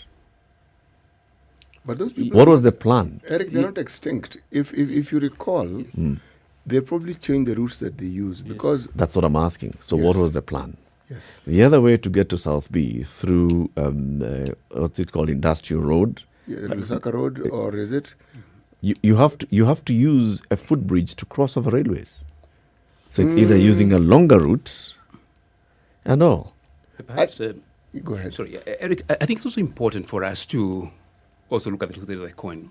One, of course, is that, we're always very careful to sustain people's livelihoods. But again, let's also ask ourselves, what kind of future and city do we want to build? We're just talking about right now that the obstacles that we place on the road also creates an uncomfortable situation for people. I appreciate for now that this is an important way of getting our merchandise from the centers to the various other points where it's needed. But think also about, and as we go ahead, we also need to have this conversation, because being strategic, and that's really our role as a board. What does it mean to us to have slow-moving, vehicles, if I may call so, whether hand-driven or something? You're having we are doing a road so that people can maintain good speed, 60 kilometers. Then all of a sudden you get this a vehicle or even whatever kind of it is, whether manual or driven or motorized, that's doing at 5 kilometers per hour. We are also putting, the same kind of scenario we see cattle on the road. We know there are pressures coming from elsewhere in terms of drought. So, and I think in terms of the highway safety, in terms of also saying that, yes, there's engineering solutions, but there's also things that emanate from human behavior. Good roads, their road signs, all these markings are meant to moderate and guide human behavior. What is that we want to do in the future is that we will, as we part of the second phase of development of the Mombasa Expressway, or Mombasa Road, let me say, is to provide for lanes for non-motorized traffic. So that if you want to cycle, if you want to walk, if you want to use those other forms of transport, then there is that available to us. And that actually is something on the government agenda. We are currently designing the BRT together with non-motorized solutions. So it's something on the card. Engineer, let's now hear from the callers on the line. Let's start with Diana in Kitengela. Good morning, Diana. Good morning. How are you? Very well, thank you. All right. Now, I'm usually a listener. I fly the route from Kitengela all the way to Cabanas. My issue is that they say they signage this deviation, which is wrong. We wake up in the morning and you find they have dug a hole, no warning, no nothing. Yep. I came one day all the way from the airport back home, and you find those big yellow stones on the road, and I was about to hit it. So today you're taking easy on these people, but the truth is there is no proper signage. They need to warn people in advance that there is a deviation. Very true, Diana. Thank you very much. They'll respond to that shortly. Michael in Mlolongo, good morning. Good morning. How are you? Very well. I want to compliment the engineer for the good job they are doing. So far, the progress is okay. But we have an issue. I think there was an issue that was raised, I think on Citizen TV. There's a school in Syokimau that after the digging and everything, they passed the sewer line. And the owner of the school was complaining. The school has been closed for the last 2 months. The school is flooded with sewer waste. What is the engineer doing? Is he aware of that situation? That's in Mlolongo. In Syokimau, actually. Syokimau, sorry. Okay. Yes. Thank you. Please, can you address that? Engineer Mawasi will respond to that. Maina in Nairobi, good morning. Good morning. How are you today? I'm also a frequent. I am very, very well, sir. Today I've tried to beat the traffic and I'm out of the mess. Okay. But I'm a daily frequent user of that road from Syokimau all the way into the CBD. I can agree with Diana, the previous caller, and say sometimes I think the contractor is a bit mischievous. During the day when the police are on site, they tend to observe some order, the police are helping the motorists, but then as the night comes in, they start doing strange things so that by 8 o'clock, the lanes have narrowed down, they have dug up stuff, they have put blockades on the road, and without warning whatsoever. So if you're waking up the following morning, you find a very strange road from the one you used the previous day. On top of it, I am very sure there's something they can do about the billowing dust. I mean, the motorists who are using this road, by the time they reach CBD, you would think they have traversed the Kalahari. It's crazy. You must have AC, and I fear for the school buses, the pedestrians, the boda guys. I mean, you don't have AC. By the time you're getting to a destination, you look like you've been digging a grave. Surely they can wet the road on top of the diversions and whatnot. They can wet the road a bit so that the dust is not too much. I mean, the visibility is not more than 20 meters in some sections, and the vehicles are moving in high speed. You're trying to avoid bodas, you're avoiding pedestrians, you're avoiding other cars. It's just madness. Thank you, Maina. John in Elbagon, good morning. Good morning. Actually, I'm in Nairobi. Very good. John, welcome to Nairobi. He's been here for a while. He's a traveler. Yes. He's a Kenha user. A very good Kenha user. But mine is not Mombasa Road, but it's the Timor. I don't know if that's part of Kenha. There's also construction on Timor. Langata Timor. Huh? Yep. They have narrowed the road, and they know they are doing a good job. But my concern is there's a road that has been under construction between Kibera and Yaya for a very long time. I don't know if you know that road, Eric. Yeah, it's the Langata-Ngong Road, Link Road, yes. Yes, and it's a very small section which has been undone for 2 or 3 years. And I was imagining they could have finished with that one of Kibera so that we divert that to avoid coming to Mbagathi before they started Mbagathi. I don't know if the engineers are aware about that. Thank you. They will respond to that. Jeroge in Eldoret, good morning. Good morning too. Speak to the engineers. Good morning. Yeah, thank you for this chance. Good morning, studio. Good morning. Good morning. Good morning. Yeah, I'm commending the engineer on the good work he's doing. Yeah. I'm asking about. I'll kindly ask about the project staff on Kenya. There's some project staff who have done some commendable job and through years. And I'd like to ask the chairman if there's permanent jobs on the project staff. Okay. Yeah, or there's some opportunities to come. Okay. Thank you very much, Jeroge. So many issues arising here, engineers, and it's all about what we're talking about, the management of the project as it's going on. Is there adequate signage? Is there adequate warning? is there adequate caution to the motorists, the road users, on what is happening on the road on any given day? We've actually seen mornings here where we see photos of vehicles that have driven into a ditch. Not at Nyayo Stadium, at General Motors, at Mlolongo. So issue of signage and that not being in existence. How do you respond to that, Chairman? Thank you. I think as we've had a discussion, and really I want to sympathize very much with Diana and Peter, Michael. I really feel your frustration. I think we've tried in part to explain part of what we had in plan and what we are doing. But I think it's also very important that for us as Kenya, and indeed the whole government, that we are listening, because we exist to serve our citizens, our people. And we are using taxpayers' money to make life more bearable. So I want to take these as a way of feedback. Out of this meeting and out of this interview in the studio, I think we'll go back to to review our plan. Let me say some things that certainly and pretty and straight that the cover in terms of traffic management, the marshals, and the duty of the contractor extends both day and night. And so if then, as we have heard from Peter, I think that sometimes there's some bit of mischief, and at night there is a bit of neglect. Perhaps it may be because of curfew. People assume that after the curfew hours, then there is not much traffic, but then we'll review that and see what's happening. Secondly, dust control is a mandatory requirement in our project. So again, we will want to see. I think I've had, this is the second time I'm hearing that from the Morongo side.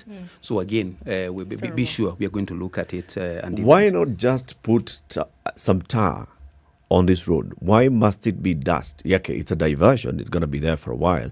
But how much would it cost if you just put some bit of lamy on it? Let me ask Engineer Moas to respond to that. Thank you very much. Indeed, the most ideal would be to put tarmac, and in some sections, actually, it has been done. But in many of the sections that where we are having a lot of dust, they use water to spray so that they control dust.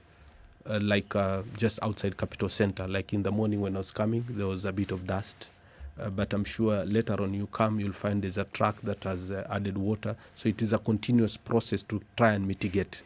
But of course, it's more efficient if you use tarmac, as indicated here by Eric. And I think we will take that as part of our feedback so that we can improve the situation. But doesn't it come with a cost element? It comes with a cost element, but these are some of the risks that should be borne by the contractor.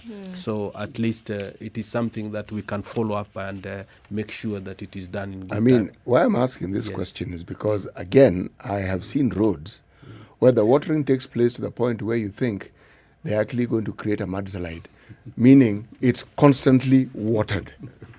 So why aren't these ones? Because the reason why we're asking for the tarmac is because they are not constantly and regularly and consistently watered. Right. Yes. I think Charles says this. That an engineer has said very well that we'll weigh. For example, if you look at the area just outside KBC, you see that actually we have even done concrete because we expect the diversion to be there for probably a month, 2 months, 3 months. So the duration the diversion exists is much longer. There are instances where you're only diverting for a week or 2 weeks. In fact, the time that it will take to do the paved service, tarmac or concrete is shorter than you require the diversion. So you see, for this one we can manage with just watering and dust control. So take it from us that is something we are taking into account. Let me speak, if you may, about the issue of the Timor. Yes, we are trying. We know that place has been a bit of a constraint constantly. And I know we are doing, we are trying to make it easy for vehicles coming from town to increase the throughput from Nyayo Stadium through towards Langata Road. So that work is going. We are trying to also hasten up. To an extent, then we're actually doing steel work so that we prefabricate everything offsite and just come and install it very quickly. So why these and the Langata Gong Road Link Road? That's under Nakuru.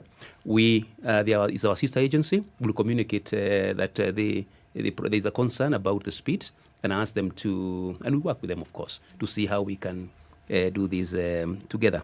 About the project staff, Kenya is a government entity. We have and established we have to We know we have an establishment of about 740 staff. There's only so much we can take. Currently, 640? 740. Catering for the entire country? Entire country. So you can see how much work we're doing. So that means I'm constantly... I was actually going to suggest that there are too many. Can we look at I guess the question is, is there a plan that the contractor who's working here is also able to then absorb the staff if they've been trained on how to create, what did you call it, a viaduct, right? Then these same people can move to Nakuru, or is there such a plan? Yes, you see, these people who, for us at Kenha, we want to give a chance for younger people to, build their experience. And that's what the caller has said, that he has been on this, he has done a good job. And believe me, once he has 2-3 years of experience, finish the project, the other project's coming up. So he will have a chance to apply to other agencies. If a chance opens up in Kenha, why not? They'll be considered. For this particular contractor, he has 5,000 workers working right now. We don't know how the next project that comes. How many people will it have? Maybe it will require 500.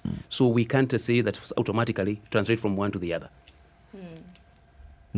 All right, so just really quickly, this school that he was talking about, I don't know if you have the details of such, but it's the Lone Way Access Road, that there was some construction done on that particular road, and the sewers burst. Now, those sewers have seeped into this school, right? Yes. So this, polluted water has seeped into this. It's called the Little Bees Kindergarten and Primary, just so you know. Yes. So they've had to close for 2 weeks. And so children are not in school, have not been in school. They won't be in school even after the midterm is over. So that's an issue as a direct result of what's been happening with the construction. Thank you, Ndu, for that. Indeed, as Michael has indicated, that incident actually took place. But immediately took place because, as I had indicated earlier, there's a lot that is happening within the same space. Right. We have all these utilities being relocated at the same time construction is going on. So sometimes some incidents like that do happen. We try very much to make sure they don't happen. And we have measures when they happen, what should be taken. We have a plan, actually, to mitigate that. So immediately that incident happened, the relevant agency was informed, and they came quickly, and they have actually repaired. In fact, the day it appeared on I think it was on Citizen, the repairs had already been done. The same day it was appearing on the TV, people on the ground, and the repairs were sorted out. So if you go there now, or if Michael goes there back now, you'll find that it is back to normal. Yes. Okay. Thank you. Engineers, we want to thank you very much for coming. And I think the feedback that you're getting from our callers is about better communication about what's happening, better empathy with the road users and everybody who's being affected, and then also responding quickly to all the concerns being raised. So how soon can we expect, to have a change and to have an impact of today's conversation? Or how often can we see And the communication department that you have, you see, communicating about the road network and the projects that you have is also part of educating the public about what you do and about all these details, so that people know when they see Mabatis coming up, they know exactly what's happening. Yes, indeed. Asante sana for coming. Thank you. Final word, Chairman. Yeah, let me thank you really for giving us this opportunity to speak to the road users on this Nairobi Expressway and across the country. And we want to say that one of the things that we're taking out of this place is that whatever that we have, and starting from this Friday, to ask about when should we start seeing a difference, we are going to pass out as much information to the public on what is happening and where to anticipate a certain constraint, and also offer them alternatives. So we thank you very much. Asante sana. Engineer Wangai Ndirango is the chairman of the Kenya National Highways Authority, while Engineer Stanley Mowasi is the engineer in charge of the Nairobi Expressway project. Thank you very much, gentlemen, for joining us, and we hope to have you again soon, especially if there's any issue that comes up and our callers are telling us this needs to be addressed. We can reach you even on the phone, and you can respond to people directly. Absolutely. Thank you very much. Keep it right here for more conversations coming up in the next hour. This is Kenya's biggest conversation. It is the Situation Room. In the next hour, let's talk about the BBI. So, were there things that were done in the BBI that could be salvaged, or was the entire thing a poisoned chalice? Good morning. It's now 8 a.m.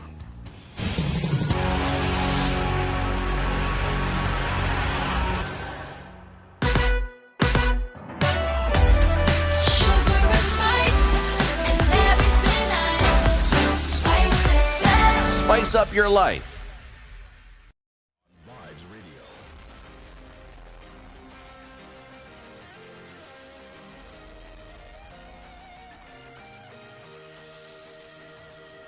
Good morning. This is the Newswire. I'm Leah Ubaga. Education CS George Magoha will this morning lead a multi-sectoral door-to-door campaign in Kisumu County. The campaign is aimed at finding 2020 KCPE candidates who are yet to join Form 1 in schools that have been admitted to. Magoha says the program is in the spirit of the government's 100 transition. His first visit will be to the DCC's office, then Kisumu Central, and thereafter Nyalenda slums, and finally Manyata slums. Every child must be taken to school between today and Thursday. We will argue that they will break out on Thursday, yes, but they should be registered there so that when they leave the half term, they go back to school. I'm going to use an example. For this boy, we are taking him to Shimolatewa. He didn't apply there. Shimolatewa is a government school. The child is a government child. I'm a government minister. I'm taking the child there. And for these two, we shall provide scholarships for them.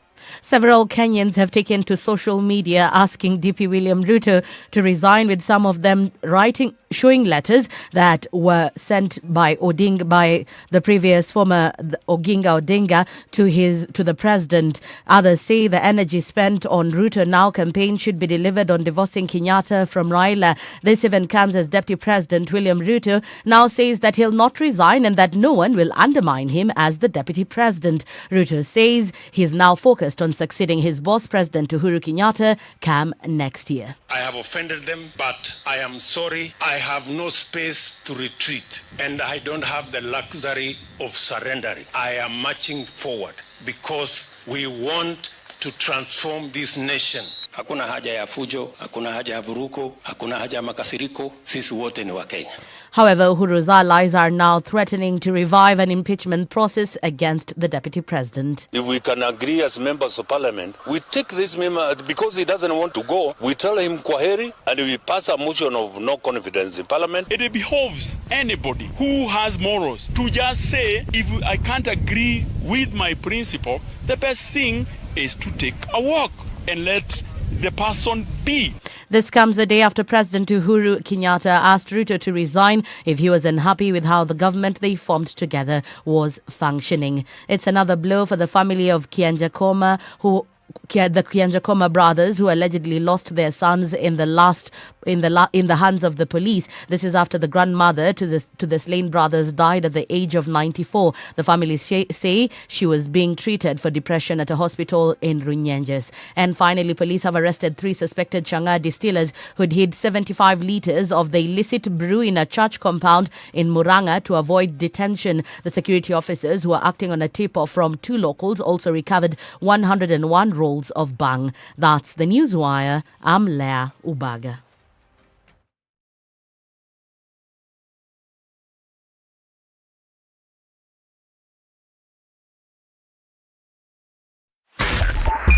.5 Spice FM, Kisumu. Traffic on Mombasa Road this morning getting out to the city. It's actually quite heavy now. It has picked up considerably so in the last half hour. Also, major traffic on Langata Road today getting out towards the Timor roundabout. And as of today, we know why. We're also seeing quite some of it in the middle of the city, coming from Uhuru Highway, in and outbound. Quite some traffic there this morning. That traffic that was earlier on the Thika Superhighway as far back as Survey has thinned out a little bit. We just see a little bit of it now at the Muthui Square connecting with the Pangani underpass, and still quite some on Jogo Road heading out into the city. Let's keep an eye on things, guys, and hopefully we can keep things to a dull roar. Help us out here. You get in a sticky situation, let us know. That northern bypass situation is still there. So if you can avoid it, please do. And if you are there, be careful. SpiceFM KE on Twitter is how you can get in touch. Text 40127.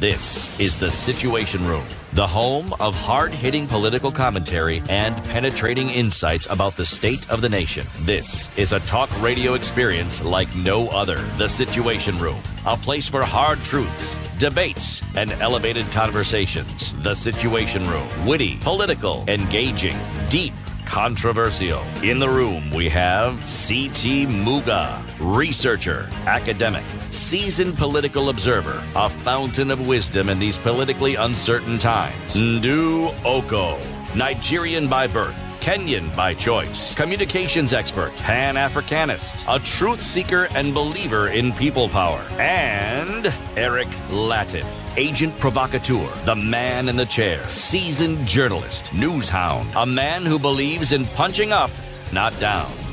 This is the Situation Room. So the engineers have left the only way studio, and to we're hoping that they will not find traffic on the expressway that they are in charge of constructing. But if they do, they'll call us and tell us where the traffic is. I'm rather hoping they find traffic. You're rather hoping they'll definitely find lived traffic. experience. Yes. C.T. Muga. They will definitely find traffic. Just outside the Standard Group Center is traffic going towards the Kenha offices. That's within the airport. There's definitely traffic.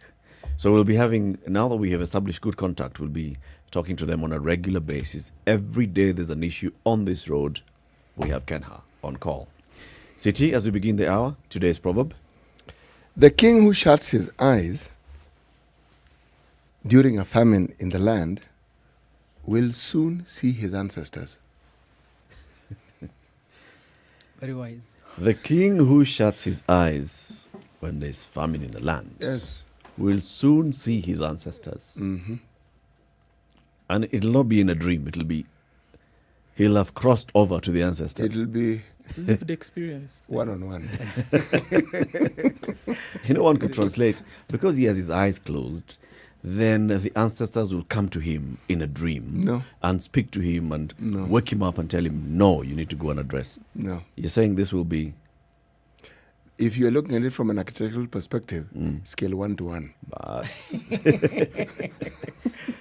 1 to 1. Yes. Welcome to Kenya's biggest conversation. Our audience joining us now on KTN Home. We are also live streaming the show on SpiceFM KE, YouTube, Facebook, Twitter, and we are on SpiceFM around the country: Nairobi, Mombasa, Kisumu, Nakuru, Eldoret, Nyeri, and Malindi.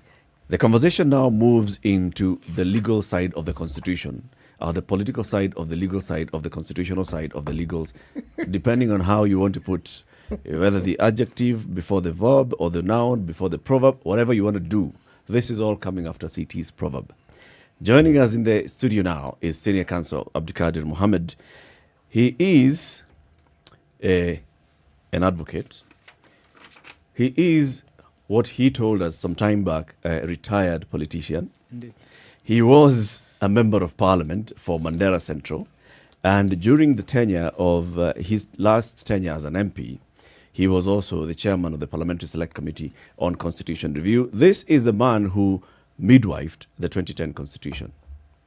And then he helped implement this Constitution by advising the President as the President's legal advisor. Good morning, Abdikadir. Hi. Good to have you in the show. Asante.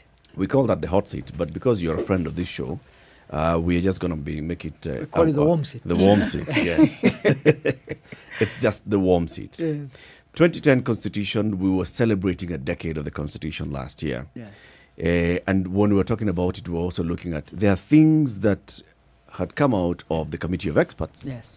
And there are things that were negotiated by politicians in Naivasha. Yes.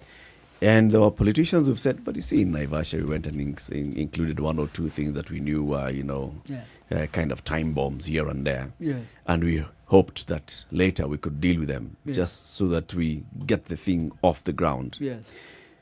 Is it true that there were some things that were negotiated in Naivasha that have now come to bite us? No, thank you. Thank you for having me, and good morning. I think Naivasha was supposed to be a political negotiation. We would not have the Constitution without the politicians discussing, negotiating. Because remember, we had very large debates. We had very large discussions around very difficult issues, with people taking very strong, very considered views, not because one view was wrong or the other was right, but because you had people holding one view and others holding another view. And a number of the issues were technical and could be sorted out by the lawyers in the committee of experts, or probably I need to back a little bit. We started with collecting views across the country, CKRC, even before the latter bit of the process. Yep. So Professor Guy's team collected views, held discussions. We had bombers. So by the time we were coming to Naivasha or the Accord, we had a huge body of the views of Kenyans. Yep. Now those views were collected and collected into chapters, proposals essentially. Now a number of those proposals were let me give you an example. Do we go with a presidential system or a parliamentary system? Now, it's not wrong to say I want a parliamentary system. It's also not wrong to say I want to go for a presidential system. But we will have one constitution, so we have to go with the one view or the other. So those debates, those that were not technical or were not contentious, or those that were purely technical and were not contentious, those were all agreed on and fashioned by the COE through the harmonized draft ABCD. But there were large political discussions that were of necessity to be debated, negotiated at Naivasha. And that was the way it was designed. So, for example, the form of government would take, representation. There were 3 or 4 large items which the roadmap bill said must be negotiated by the politicians, and those are the discussions we had. Yes. Why was this insistence that they must be negotiated by politicians?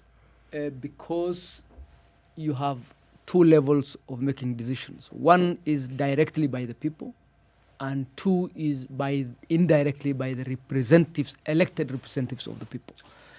Number 1. Number 2, most of these pushes were political in nature. So for example, whether we choose a parliamentary or a presidential system has political roots, so to speak. So there are those who would feel I would be better served politically by a parliamentary system. And there are those who would feel, no, I would be better served by a presidential system. We already have what the views of the people are. But for you to come to an agreement, it is very difficult to tell the Kenyan people, go and negotiate and discuss. You can take them a point to decide on, but it will be very difficult to say, go and debate among yourselves and come to an agreement. We collected their views. Yes, sorry. I'm in agreement with you. What I am actually trying to figure out in my head is where the technical teams came in. Yes. The bureaucrats, the people who, the professionals who understand the academic as well as the operationalizations of these systems. Yes. Where did they come in? Good question. Yes. So first, remember we had the Guy team. Yes. Professor Guy was an expert in constitutional making. Yes. Very well renowned across the world. And the team he had, those commissioners, were almost all expert in those areas.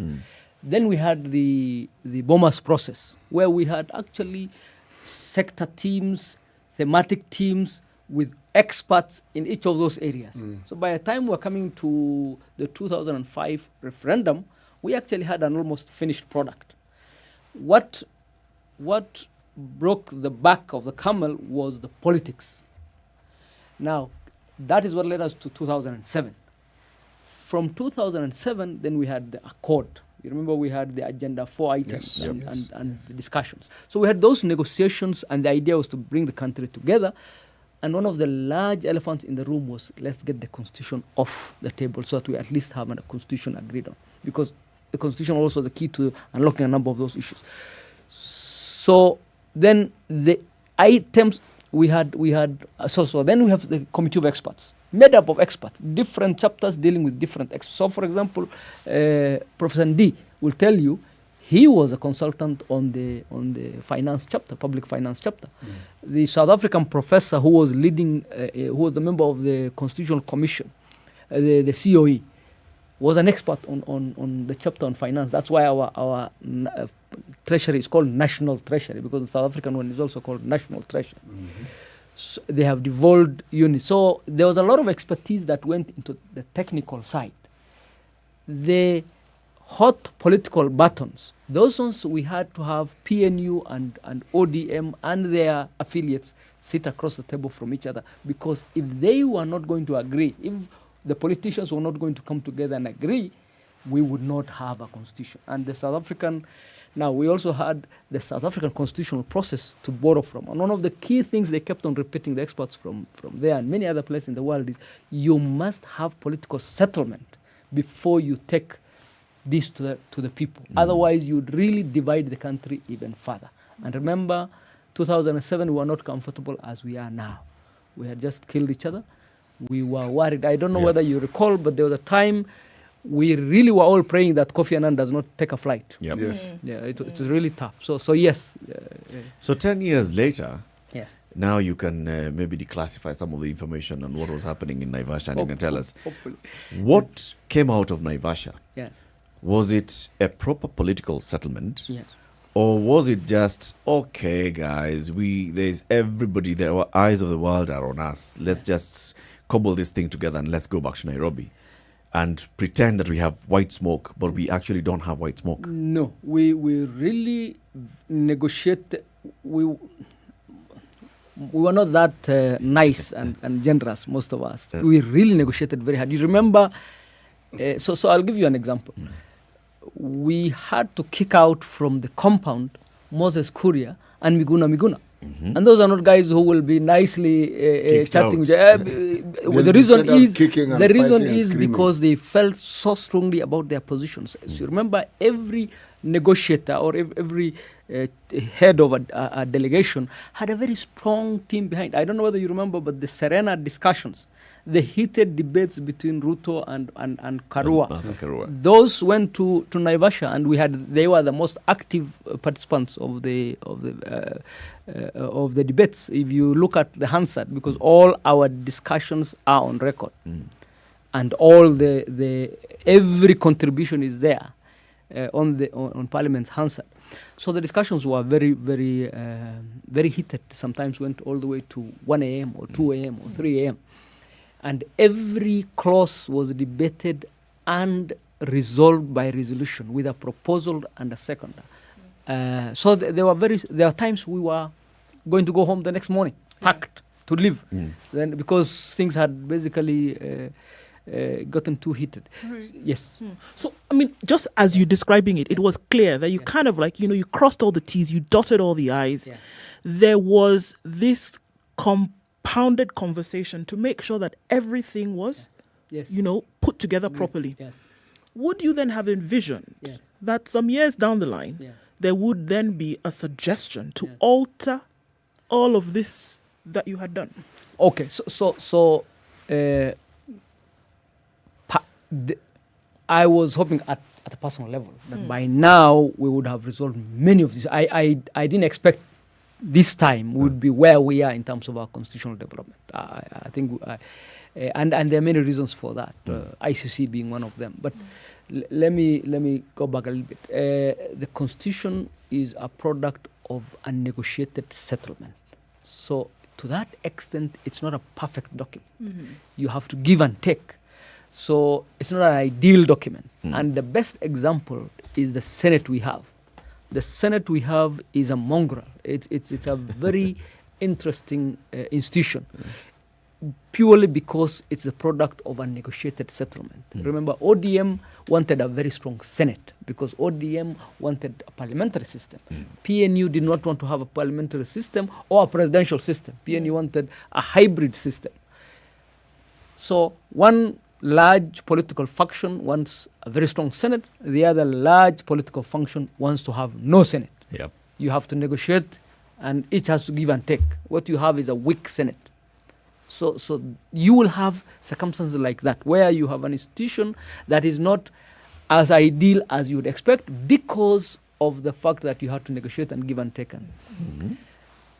So that I am not too worried about. And one of the things I was looking forward to, if there was going to be any amendment to the constitution, is, for example, to rectify that, to see whether now that we have had the experience with devolution, can we give the Senate teeth?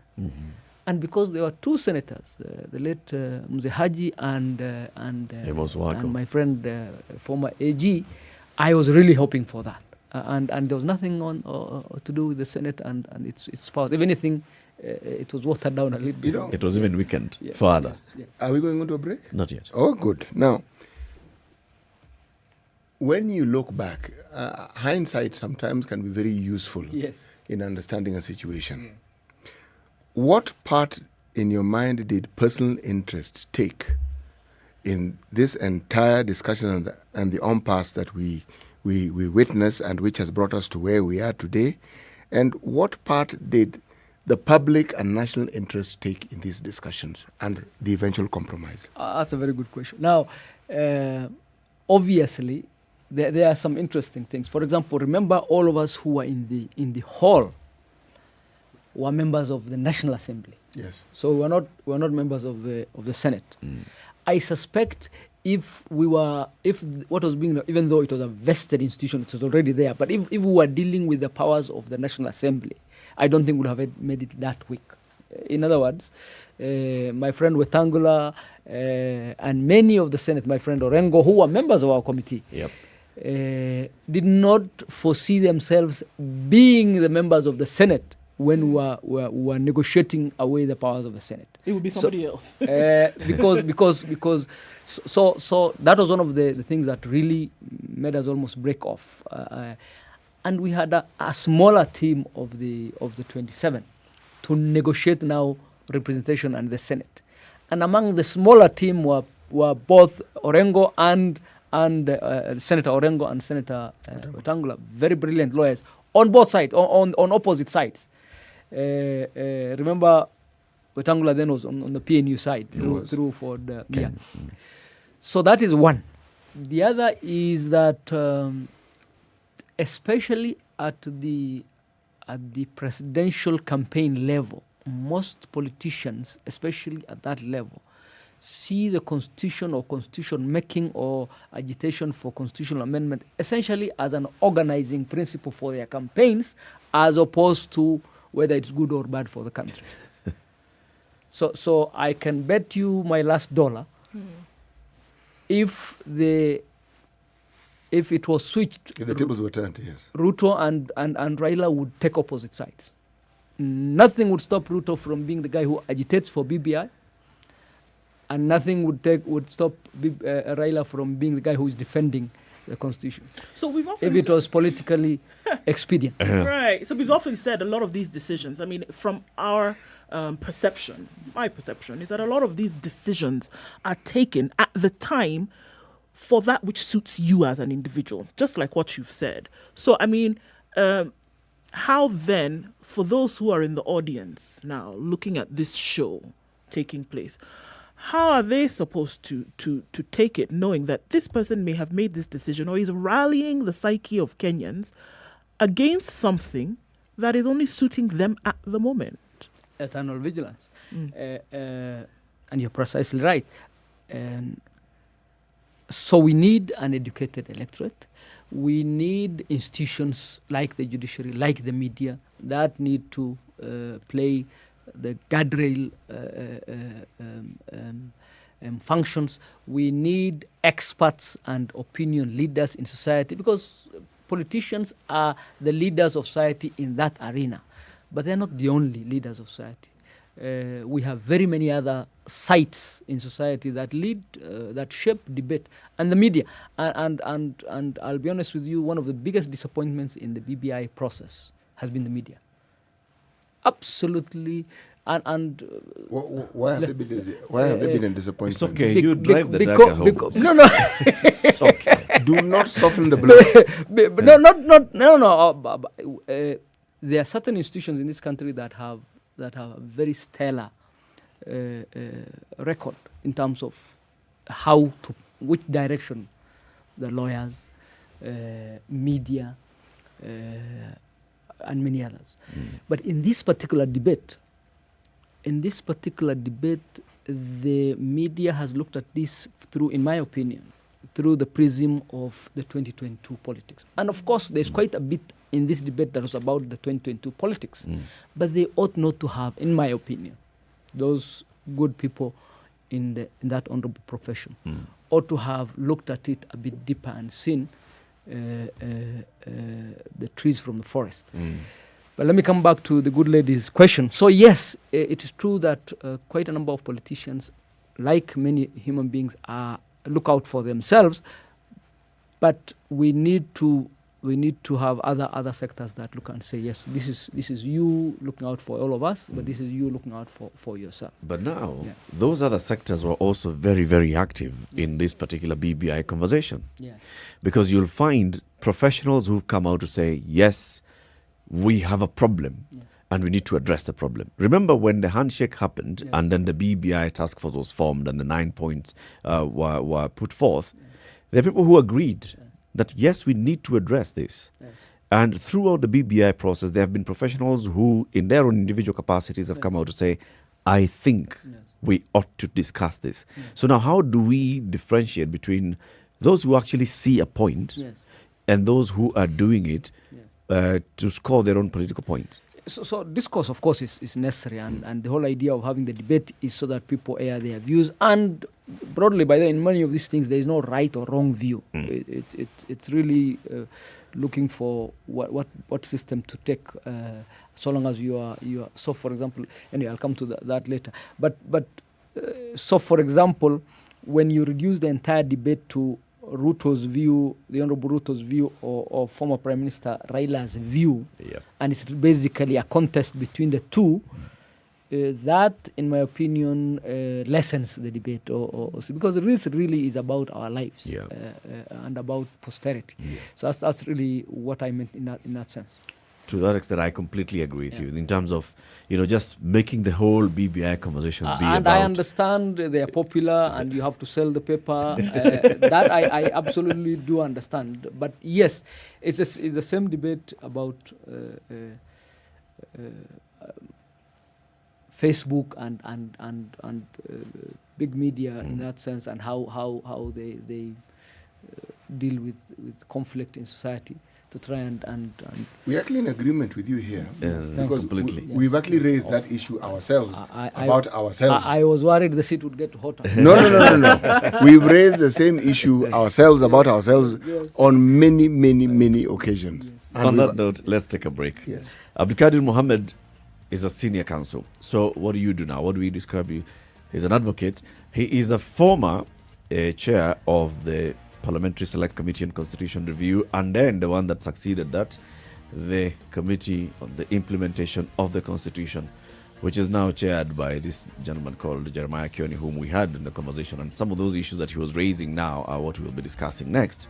We're talking about BBI. So was it all poison, or did the good things get poisoned by the bad things, or can the good things be salvaged in any way? That's a conversation we're having now with Abdulkadir Mohammed. Keep it right here. We are live on SpiceFM, online, and on KTN Home.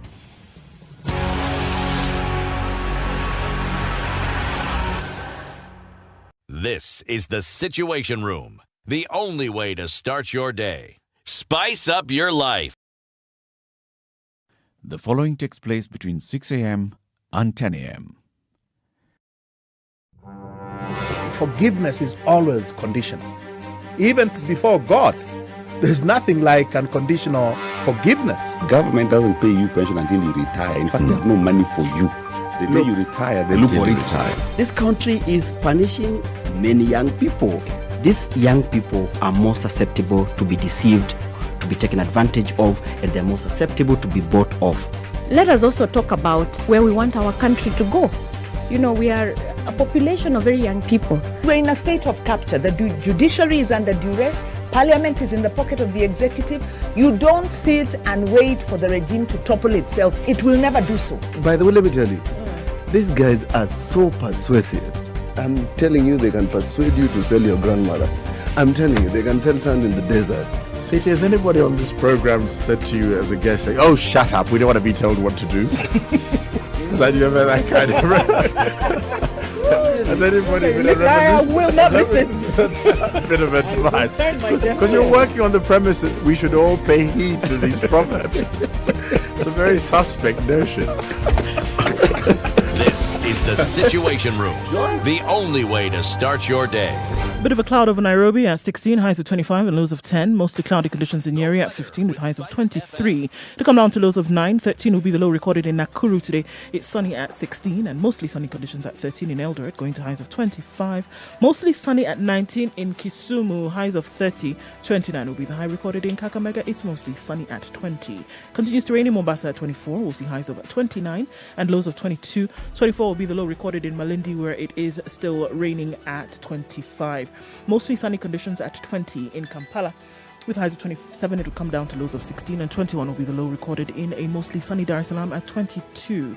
It's sunny at 13 now in Johannesburg, highs of 25. 29 will be the high in Lagos, where it is raining at 25, and 20 in Kinshasa. It's sunny, highs of 33 and lows of 20.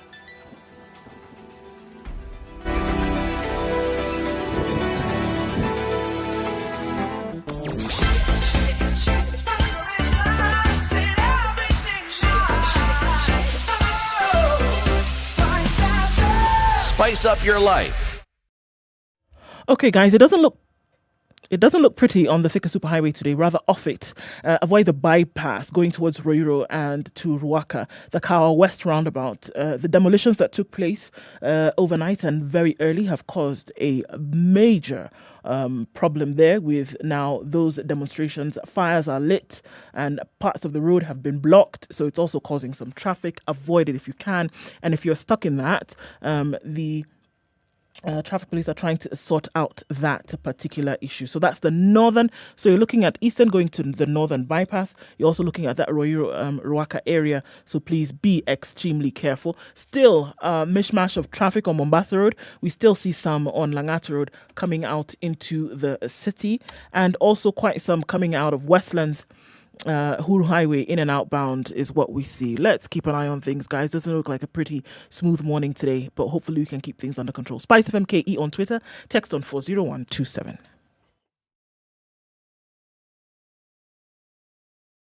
Spice and everything nice. All right.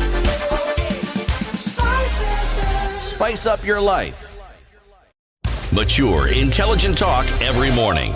Spice up yourself.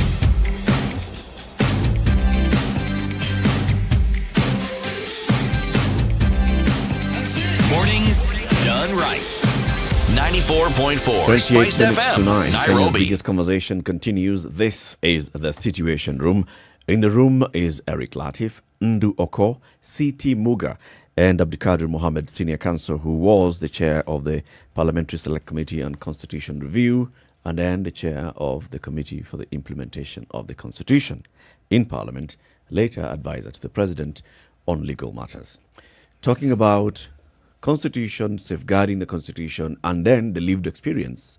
We had a conversation with Jeremiah Kioni, who is the chair of the Implementation Oversight Committee in the National Assembly now, and he said, look, some of the matters that are in the BBI, we had already discussed, even started having a conversation in Parliament, because our lived experience is showing us that we still haven't sorted out our political issue.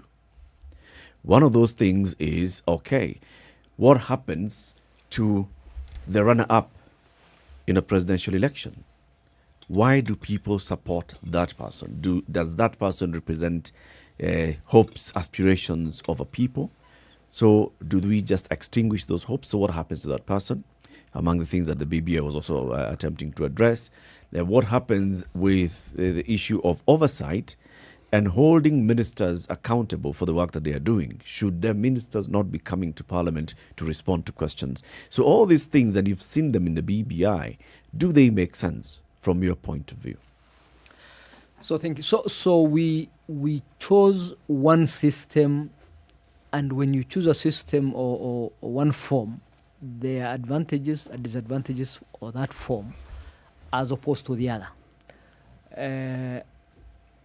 And there is a tendency to skip from that form and look for, pick and choose what you like from different systems. That's why we had a hybrid system.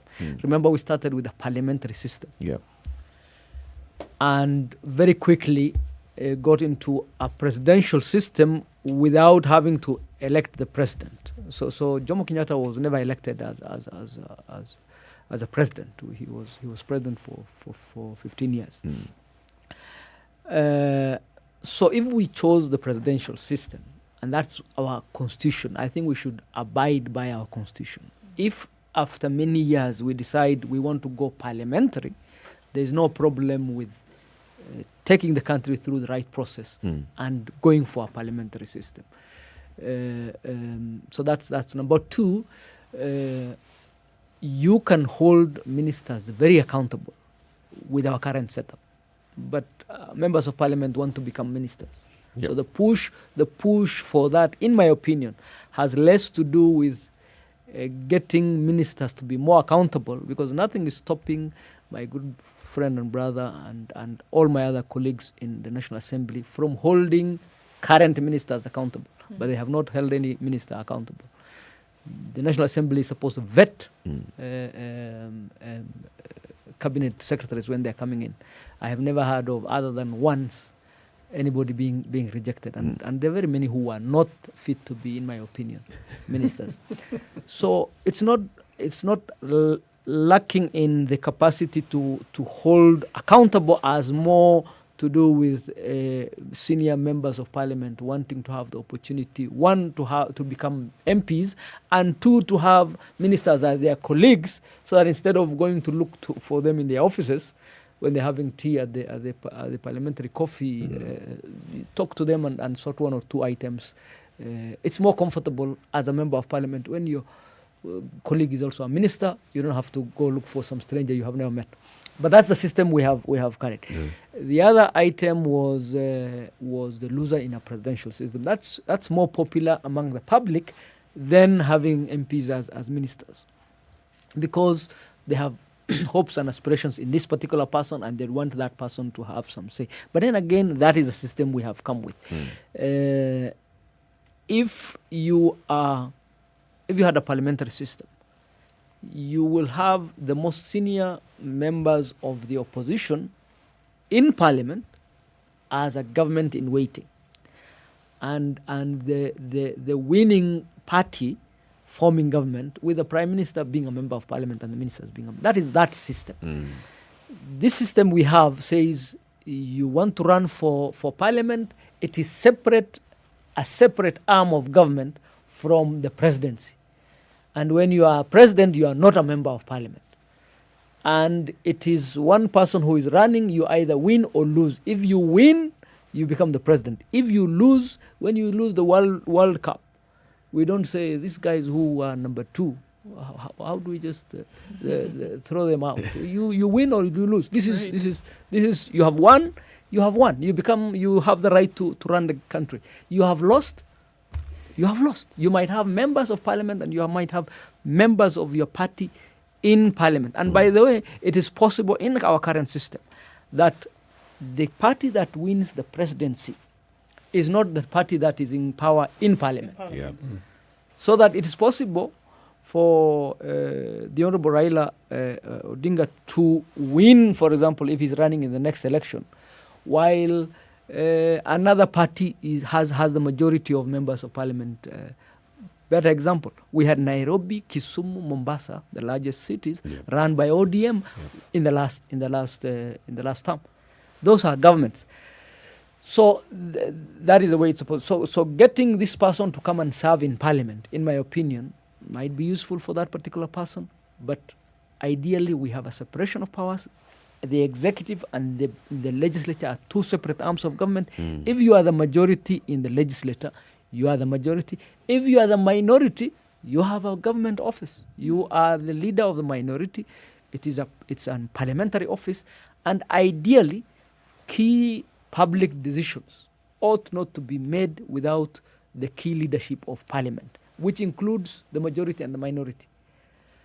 So if we were to look at it, especially from the institutional arrangement in parliament, that's the way it's supposed to. If we were to go back to the parliamentary system, then the prime minister essentially doesn't run as a president or a prime minister. The party runs and the leader of the party becomes the prime minister. That's why if that particular party on their own can remove that individual and put up another person, as happened in South Africa. Are you saying Yeah. that those concerns that were raised by, first, the brothers, Yes. and then supported by some of their supporters, Yes. that the winner take all, Yes. first past the Yes, post yes. and everything Yes. is divisive? So first of all, even after BBI, it would have been first past the post. That would still have been our system. Basically, that if you are going for a parliamentary seat or an MCA seat or the presidential seat, the person who is first past the post takes the winner. Even our system now for the presidential election, we have 50% plus one. Now, whether getting the leader of the loser in a president or the runner up, let's say, in a presidential election, getting that person a formal office will make things more inclusive. I don't know. Do we need inclusivity? By all means. Has the Constitution tried to address inclusivity in many places, in many areas? By absolutely. Have we implemented those? Rarely. So inclusivity is an important issue. We need more inclusivity as a country. Getting Eric Latif, who lost in an election, a fat office, whether that is inclusivity, I don't know. You know, there's an element of discussion that I don't hear much of, but it's something that is considered in other countries. Yes. What do you do with a former prime minister or a former president, especially if they're still politically active? Because our system doesn't seem to cater for that at all. It's like you stop being president, you stop being prime minister, you retire. We give them fat checks. We take care of them very well. Now, the reason why I ask this is Yeah. because the situation we had in Kenya is we had a former prime minister Yes. who was not elected member of any of the houses, but still a party leader. Yes. Now, it is that particular position Yes. that, together with others, that has brought us to this discussion, which eventually led to the BBI. Because here is someone who is not necessarily active in politics or in parliament or in any of the bodies, but still has a very big say on what happens in the country. And I'm saying that if a position was offered, let's say, for instance, we said any former president or prime minister automatically becomes a senator.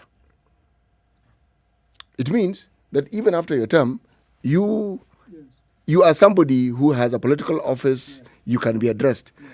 But when it is left vague, it is not any different, or it doesn't bode well, just as this particular current system that we have. I see an issue though, CT. Please. The definition of former. I think we're still having that conversation today with giving the former vice president and the former prime minister their package. Because we are asking, have they retired? Are they out? If you're a former prime minister, yes, but you're still vying to be president, you're still active, you're still a party leader, you're still doing all these things and you're seeking elective office, then are we calling you a former prime minister? But you are a former prime minister. Only because you no longer are occupying the office of prime minister because we abolished it?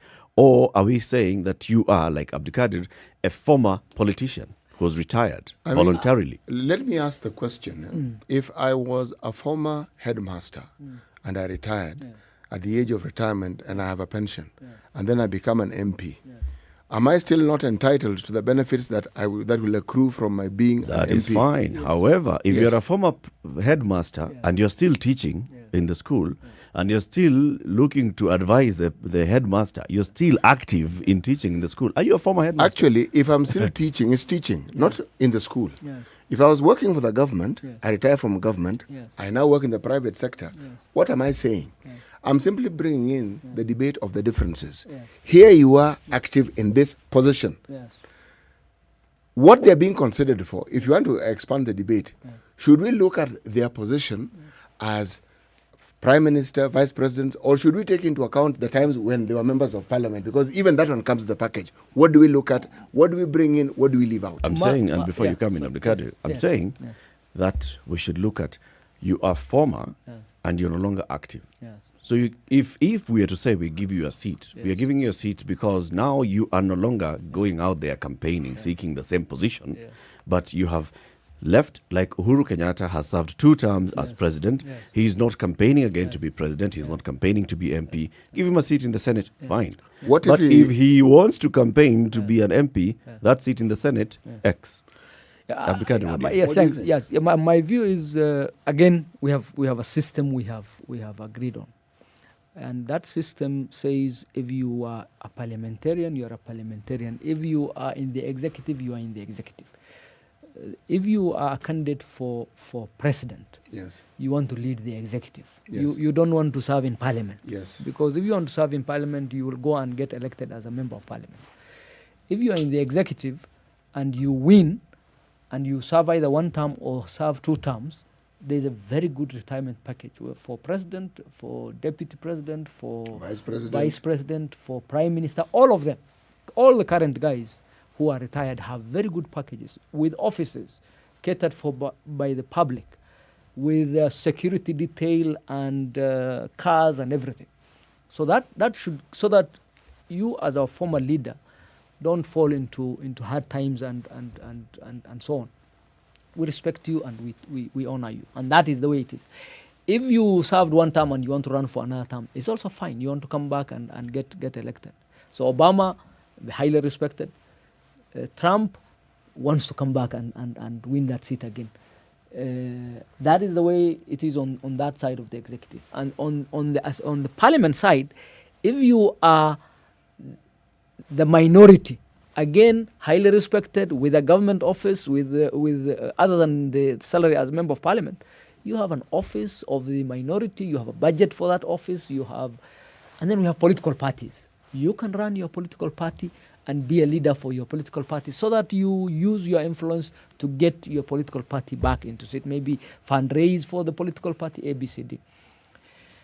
In my opinion, it's not really a deal breaker to have that person catered for. What I think is important is how do we ensure that the millions of Kenyans who voted for this person, who voted for this person, are not excluded from their rights as citizens. And that's where I see this happening, Abdikade. Because of all of this conversation around power and who is included, we're not talking about the inclusivity of Kenyans.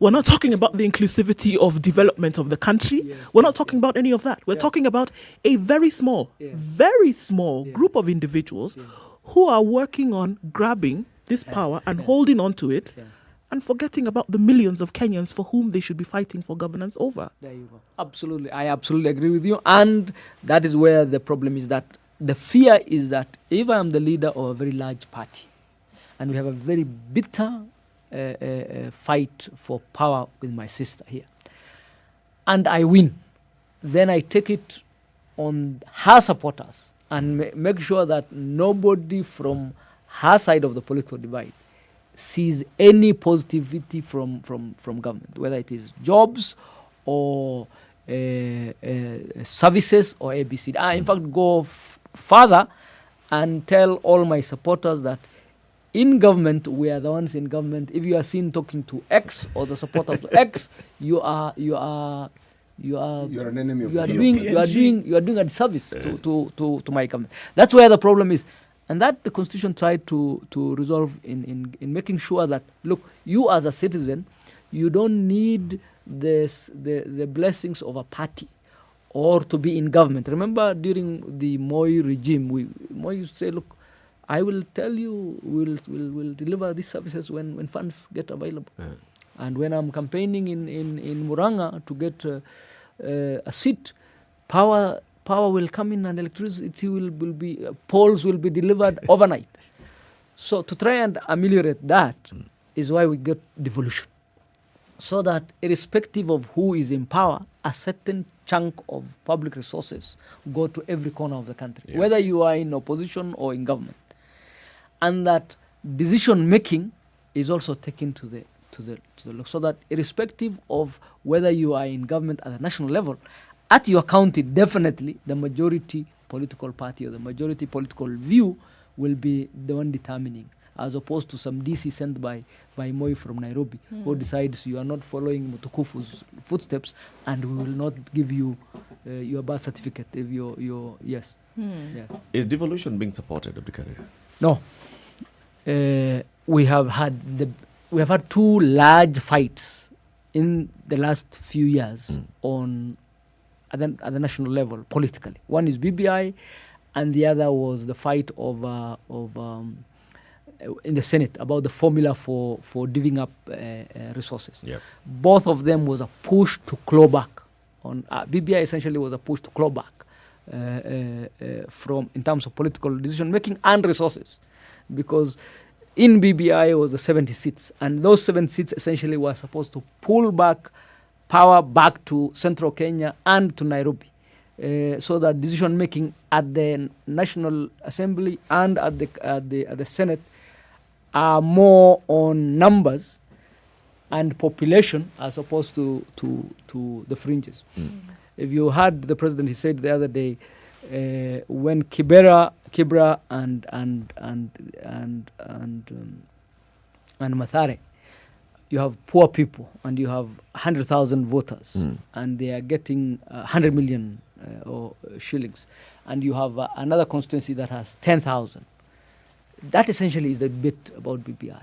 That is the debate, and it's not a debate that started with BBI. At independence, there was a very strong dichotomy between Majimbo and the centralized system, and there was a very strong debate. And the story that and it was delaying independence, and the story told that Mzee Kibaki and a few other bright fellas like Mboya told this was this look, and they were in Kanu, Kadu and the settlers were trying to divide the nationalists. Let's accept this Katiba the way it is, with regionalism and stuff. And then we'll be in power and we'll sort it out. And that came to pass. That in a few years, those debates was put aside, and the Katiba we ended up with a few years later was exactly what Kanu had wanted. And this is exactly the same process. We got the Katiba done, and now we want to go back to bring back power to the center. Let me ask you this question. Huh? Is there any merit in this discussion that keeps coming up about the numbers? That when you're talking, say, CDF, yes, it is the same amount? Yes. Because that's the argument that you hear. Yes. Is there any merit in that argument? Yes, there is. One man, 1 shilling, 1 kilometer, 1 shilling. There is absolute merit. Yes. In the sense that ideally your vote should be of the same weight as a country. Yes. So that 10,000 votes and 1 vote are not equivalent. So that is absolutely relevant. There is the other side of that coin, which is that, so generally speaking, constituencies should be as close to the mean in terms of the number as possible. Yes. The other side of the coin is that you as a Kenyan, you are being a citizen should, broadly speaking, also entitle you to roughly the same level of services. You understand?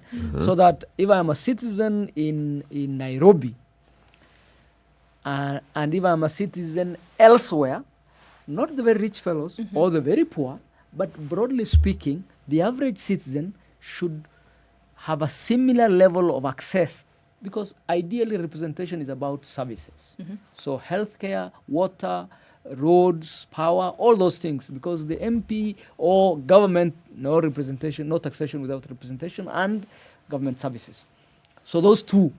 So if you look purely from the point of view that we should all, one man, one vote, you have a situation where Starehe in Nairobi has very many people. It does. North Hor has very few people. But the area is huge. Now, North Hor is 35,000 square kilometers. Nairobi is 600 square kilometers. Yes. The entire Nairobi. The entire Nairobi. Yes. Now, the guy who is representing Starehe represents many people. But roads are done. The hospitals are there. Infrastructure is there is in power. place. There are schools. They have amenities. The fellow in North Hor traveling from one end of his constituency to the other is 400 kilometers. No roads. So the lady who is giving birth the Kenyan woman who is giving birth in some village in North Horr deserves to have the same level of access to healthcare as the lady in Starehe constituency. Sure. And that is where I thought devolution was supposed to come in. There you go. And so when you fight devolution or the devolved funds like CDF and say because you are few on that side, you should have exactly the same numbers, that is true, but the other truth is also there. Again, this is where now the equalization fund also came in. And the equalization to balance this. Absolutely. And that's why I was telling you implementation has been lacking because the equalization fund has never been operationalized. Yes. And it's supposed to have had a sunset clause. So 10 years down the line, nothing. Not started. Still has not been it only done. has 10 years to go. And it has 10 years to go, yes. Yes. This question has been posed, but I would like to hear it from you. So the constitution as it is currently, is it then able to deliver, then through implementation, a lot of these issues that we are looking at as it currently is? And if not, is it necessary to alter it, or are there other things then that can be suggested, debated and implemented to allow some of these things now happen? Yes to both. Yeah. Yes, to a large extent, the Constitution was trying to answer those questions. That we are a country that is made up of very many ethnicities. We need to be united. We have diversity. We have different levels of development. And so the Constitution tried to answer those. For example, in setting up the equalization fund, which was essentially to try and ensure that in 20 years we have had sufficient infrastructure investment to allow those people now to have and these are not problems that we have on our own only. I mean, in Australia, for example, certain members of parliament are entitled to choppers because of the size of the territory. So then in terms of inclusivity, there is a very strong push to remember the debate about the face of Kenya. To show that, for example, in the military command, or in the way we distribute government offices, appointment offices, whether it is gender or regional, there is a lot of push in that, and then there's devolution. Can we make it better? By all means, but at least if we had implemented it faithfully, we would not be where we are now. Now, most of the debate about those resources, about devolved resources, have you asked yourself why the people who are very strong on that never question national government resources? Because national government resources is opaque. You know how much CDF goes to every constituency. You know how much every county gets in terms of devolved funds. You don't know how much any county gets from the national government. And 85% of the resources are with the national government. I can assure you, almost all the marginalized communities don't get as much as Kiambu gets from national government. But you don't have the numbers. If you look at employment numbers, I can assure you certain communities are far much overrepresented in terms of the national government, especially at the higher echelons. But those are opaque numbers and figures. That is the inclusivity that we don't need an amendment for. And the sweeteners, you had asked me about the sweeteners don't need any amendment, in my opinion. The sweeteners can be sorted out even now. And we don't need to amend the constitution to take our levels for devolution to 35%. We don't need to amend the constitution to give a tax holiday to young investors. We don't need to amend the constitution to give people who have loans from HELB to give them a 4-year break, and many of the others don't really require a constitutional amendment. Abdikadir, thank you very much for joining us today. It's been an interesting conversation. It's coming to the top of the hour. We've been live on KTN Home. Time for us to say goodbye to the audience on KTN, but switch over to SpiceFM because we open up the phone lines in the next hour and we ask you, all right, BBI is out.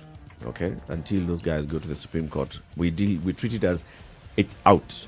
Should we throw away the baby and the bathwater with the BBI? That's what question we'll be asking you. Switch over to SpiceFM, 94.4 Nairobi, 87.9 in Mombasa, 102.5 in Kisumu, Nakuru 96.0, 96.7 in Eldoret, Nyeri is 90.9 and Malindi 97.7. Our audience on KTN Home, we are always happy when you join us. Join us again tomorrow morning from 8 to 9, but the conversation continues on SpiceFM into the next hour until 10 o'clock. This is the Situation Room. Good morning. It's now 9 o'clock.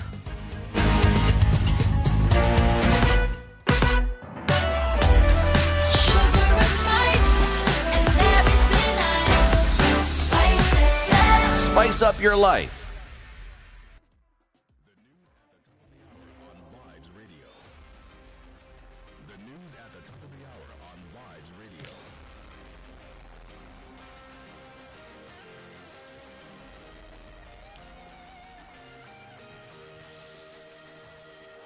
Good morning. This is the Newswire. I'm Leah Ubaga. The Kenyatta National Hospital doctors are set to hold demonstrations this morning at the hospital's Accident and Emergency Department. Kenya Medical Practitioners and Dentists Union Secretary General Davji Atela says the protests is a show of displeasure in KNH CEO Evanson Kamuri's leadership and unfair dismissal of doctors in postgraduate training and unfair engagement of doctors on contract despite it being against KNH's manual. Atela says attempts of dialogue with CEO Kamuri have failed, pushing them to hold the demo. He further says that the dismissed doctors must be reinstated as per the court orders.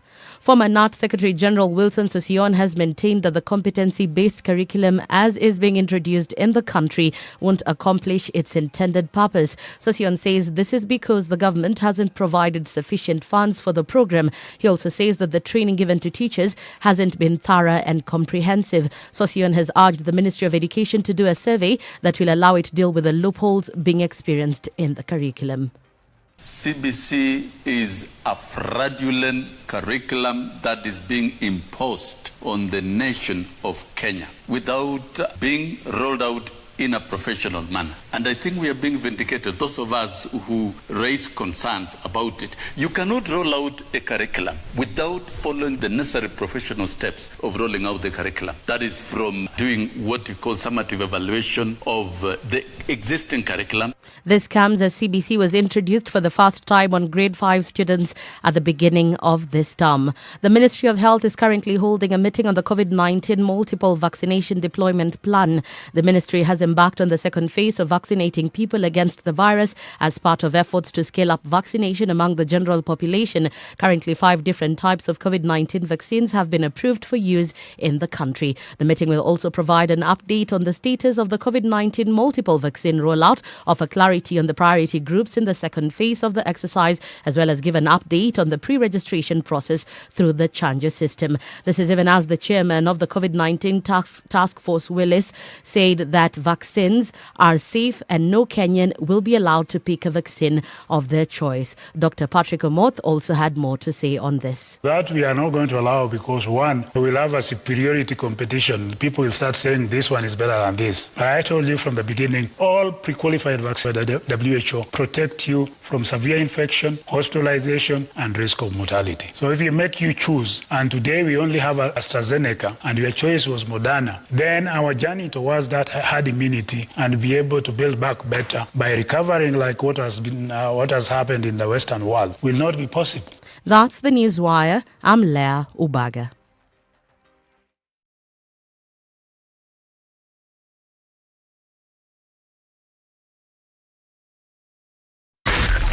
.4 Spice FM, Nairobi.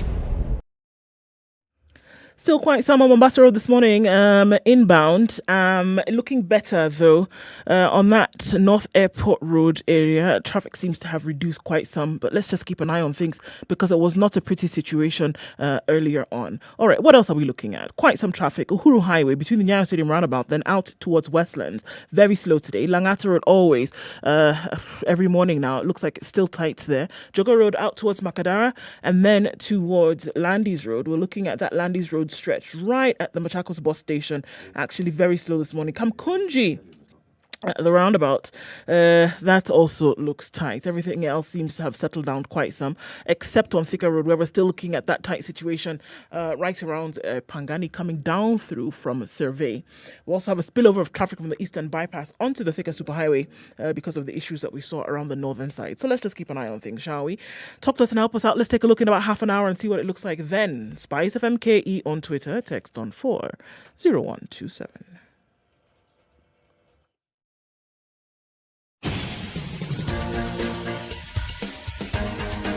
This is The Situation Room, the home of hard-hitting political commentary and penetrating insights about the state of the nation. This is a talk radio experience like no other. The Situation Room, a place for hard truths, debates, and elevated conversations. The Situation Room, witty, political, engaging, deep, controversial. In the room, we have C.T. Muga, researcher, academic, seasoned political observer, a fountain of wisdom in these politically uncertain times. Ndu Oko, Nigerian by birth, Kenyan by choice, communications expert, Pan-Africanist, a truth seeker and believer in people power, and Eric Latif, agent provocateur, the man in the chair, seasoned journalist, news hound, a man who believes in punching up, not down.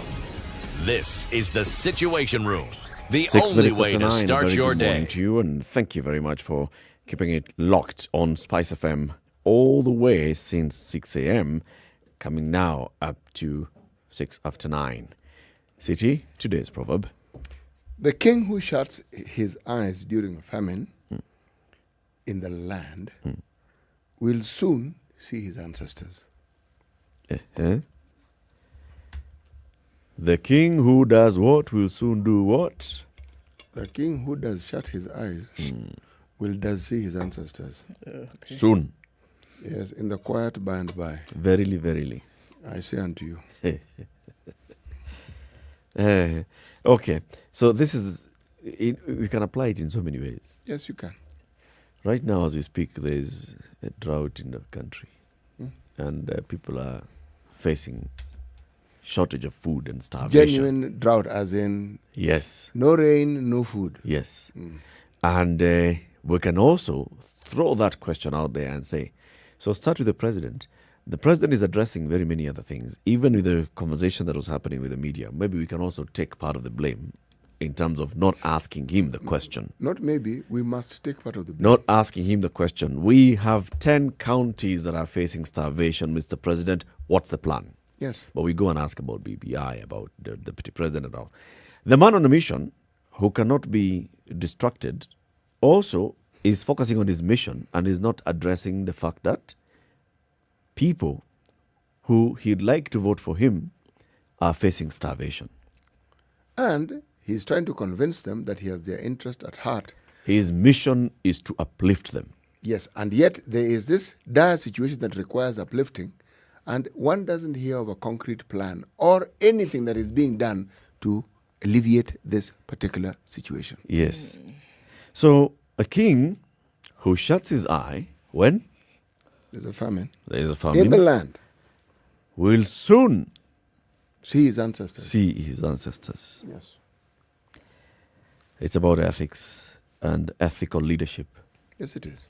In the country. So let's take over that conversation into the part of ethical leadership. Transparency International Kenya has recently released a survey, and it was the citizens' perception of ethical leadership in the country. Executive Director Sheila Masinde joins us on the line. Also, alongside her, joining us also on the line, citizens' perception of ethical leadership in the country is a man who works for the commission that's in charge of ethics and integrity. Philip Kagushia, Assistant Director, Head of Corporate Communications at the Ethics and Anti-Corruption Commission. Good morning, Sheila. Good morning, Philip. Hi. Hi, good morning. Good morning, Peter. We'd like to have you guys on the show here in person, but because of, one or two issues, ethical, some of them, you are not here. Ethical. Then we need to be the ethical reasons why we can't be in studio. We need to come and see what is standing between you and us in terms of ethics. The or perception integrity. of one another. No, we need to demystify that. Yes, indeed. We'll have you here soon. Sheila, what is this citizens' perception on ethical leadership survey? What was the survey? What is it all about? Okay, thanks, Martin. In brief, as you mentioned, yesterday we launched a report, My Leader, My Choice, Citizens' Perception of Ethical Leadership in Kenya. And the report really details the findings of the survey, which really set out to examine citizens' perceptions and understanding of ethical leadership in the country, because we were really influenced or informed by the current, background that since the adoption of the Kenya's, very progressive constitution of 2010, of which, by the way, we'll be commemorating 11 years since it was promulgated this Friday. And even despite the development and enactment of related laws, rules and regulations, and then you have established institutions which are entrenched in the constitution to fight corruption and promote ethical leadership in the country, standards of leadership and integrity have still been observed more in breach than compliance. Although also, since 2010, we also have to say that there's been some progress in regard to corruption in the country, but still, I think not so much to dance about yet. And so what we really anticipate is that these findings that we released on yesterday will really assist us in coming up with citizen-led interventions to promote leadership that is anchored on integrity across the entire country and across all leadership levels, especially the drumbeats of the elections increasingly sound louder. Maybe, Latif, can I just take a few minutes to just highlight some of, not all, but just it's important. So, one of the things that really came out strongly from the findings is that a majority of citizens detest corruption and unethical leadership and seems to have some degree of knowledge on the qualities of good leadership, coupled with ways and means to promote ethical leadership in the country. For instance, when we ask Kenyans, what do you consider when voting? Just to get a sense of what citizens consider is most important in electing individuals to public office, 81.3% of the respondents pointed out that, they are influenced by a candidate's vision, the manifesto, their plans, and these were the most important considerations for them in electing individuals to a leadership position. Then we have 11.7% of the respondents who indicated being influenced by a political party a candidate identifies with, and really demonstrating a marginal role political parties play in voter considerations in Kenya's electoral, at least from the findings. The ground seems to be different.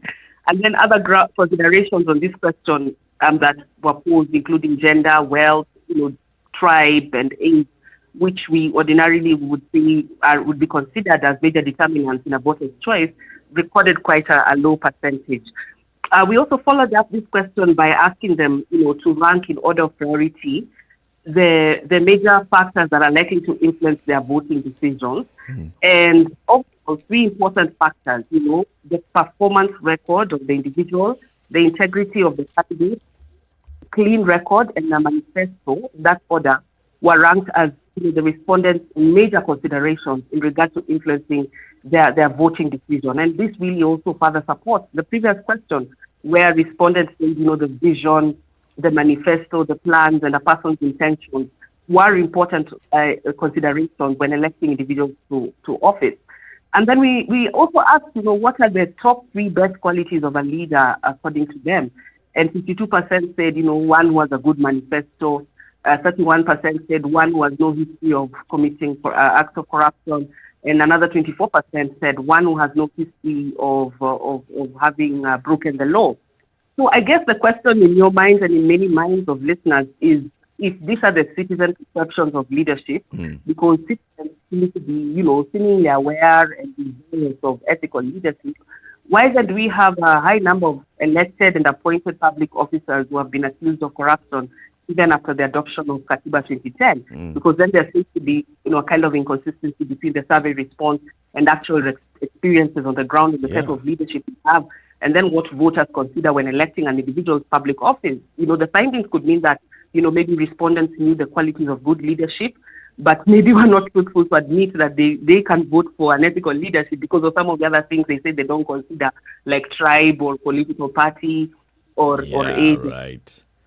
And then it also could be true that they indeed make vast considerations, but as captured in the responses, and maybe there are just a few outliers which are known. But above all, what came out is that Kenyans, in terms of awareness, practice could be different, but awareness, Kenyans generally are aware of what standards in ethical leadership should meet. So another question we also asked, I think this is also very important, in regards to citizens' awareness on what is expected of individuals occupying public office. We further examined, the connection between leadership and corruption, and then we asked citizens, okay, so should those convicted of corruption be allowed to occupy public office? And 86.5% said that individuals convicted of corruption should not be allowed to occupy public or state offices. But then there were 13.5% who said that, those convicted of corruption have a right to get into public office. And then this also demonstrates with, the respondents' high regard for ethical leadership. And various reasons were captured as to why those convicted of corruption should not occupy office. Some of the reasons given were that, okay, the office holders would still perpetrate corruption, even when they occupy public or state office, or will not observe the rule of law. And I think from the findings, respondents were aware that an individual's past can inform one's conduct while in public office. In fact, if you look at, some of the many cases that are now being prosecuted in court or investigated, are touching on individuals who were accused of corruption or had a history of corruption before ascending to public office. Look, if you visit, there's a list of 20, as we call it, the red card list that the civil society organizations under the ban of the National Integrity Alliance had the list in 2017 as, a list of people who had been found culpable or were under investigation or were in court. And we said that these people should not be voted or be cleared to vie for office. And then ESCC, and Philip can also talk about that, had also a list of 106 names of people who had ongoing cases of corruption at the time of the 2017 elections.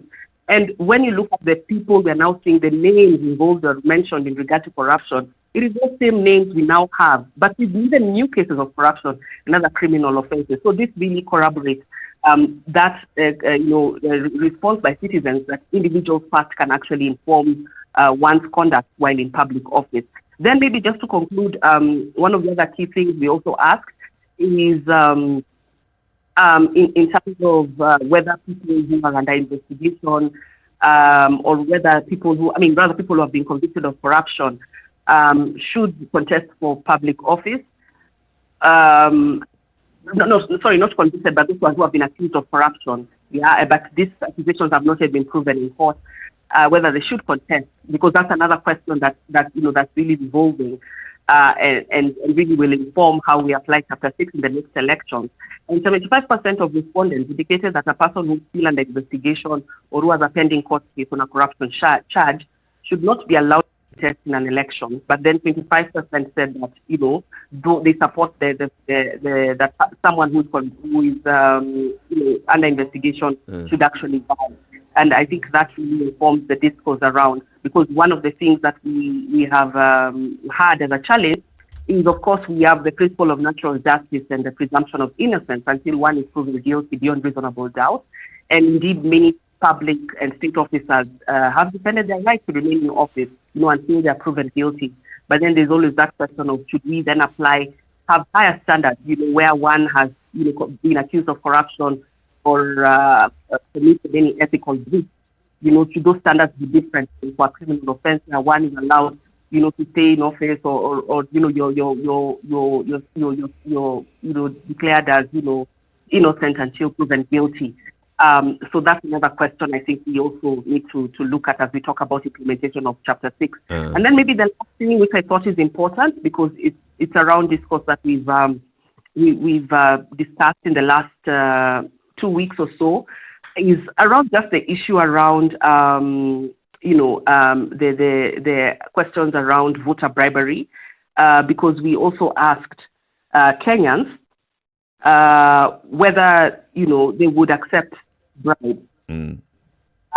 And I think that is really important, especially to put in context as we talk about issues around campaign financing, because 59% of the respondents indicated that they would willingly accept a bribe from a politician, irrespective of whether the bribe would influence one's voting decision or not.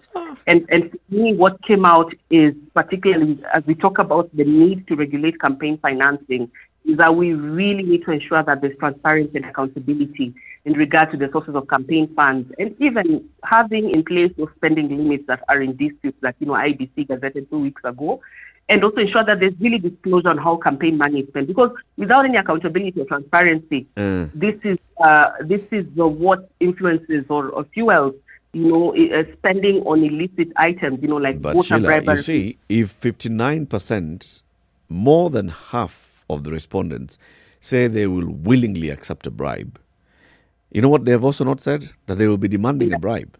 So there's demand for bribe. So even if you come in now, basically, maybe this is telling us, even if we come in and try and cap campaign financing and all, as long as people on the ground will be expecting a bribe, we still have a long way to go. Yeah, we have a long way to go, but that's why one of the efforts we've put in place and one of the things we said that needs to be done is that we really need to get on the ground and, as part of voter education, also sensitize Kenyans on the need to, reject, that green culture of receiving or asking for handouts, because this has really immensely contributed and emboldened the political class, even to reject these efforts to regulate campaign funding, because they are convinced that ordinary citizens lack the moral authority, to challenge them. And I think it's also important to do this as a means of also addressing exclusion, inequality, and inequality in regards to, and even in terms of leveling the political field for all people to be able to participate, including youth and women. But it's definitely something that we need to focus in regards to voter education. There's something you mentioned when you began speaking earlier on, and it was just a statement with regards to progress having been made in the fight against corruption. What are these elements of progress that you believe have been made? Well, Siti, one is, of course, the when you look at what we had in place in 2010, one is the laws. But of course, you can always argue that it's one thing to have the laws, but they need to be fully implemented. The institutions, I must say, even if you look at our survey, and even recognition by Kenyans in terms of the institutions and their roles, the likes of EACC and other independent commissions, which have a role to play in terms of Chapter 6 and aspects of integrity and also ensuring ethical leadership, you'll see that there's a great awareness that is increasing. But I think fundamentally also, you need to also look at the progress in terms of even how the decisions the courts have made in regards to issues around corruption in Chapter 6. For instance, in 2019, those decisions that compelled some public officers who had been charged with corruption to stay away from their offices. That is really critical, because if these people again continue to have access to their offices, it means that they have access and they are able to tamper with evidence and even able to continue, dipping their hands into the cookie jar. So for me, those are some of the critical steps we have made. So I think there's still a long way. We still have a long way to go. But I think when you look at some of these progressive decisions in the court, even some of the political actions where we've seen some governors who have been impeached, I think we still have a long way to go. But there's still one or two things that we can celebrate, because that then sets the foundation for us, particularly in regards to leadership. Philip, just to bring in here and just asking you, this is Ndu. Yes. How, based on the results of this, just hearing what the heartbeat is of questions that Kenyans have answered, how will the EACC then be able to use this information, which I can assume is important, to be able to continue to get the work done?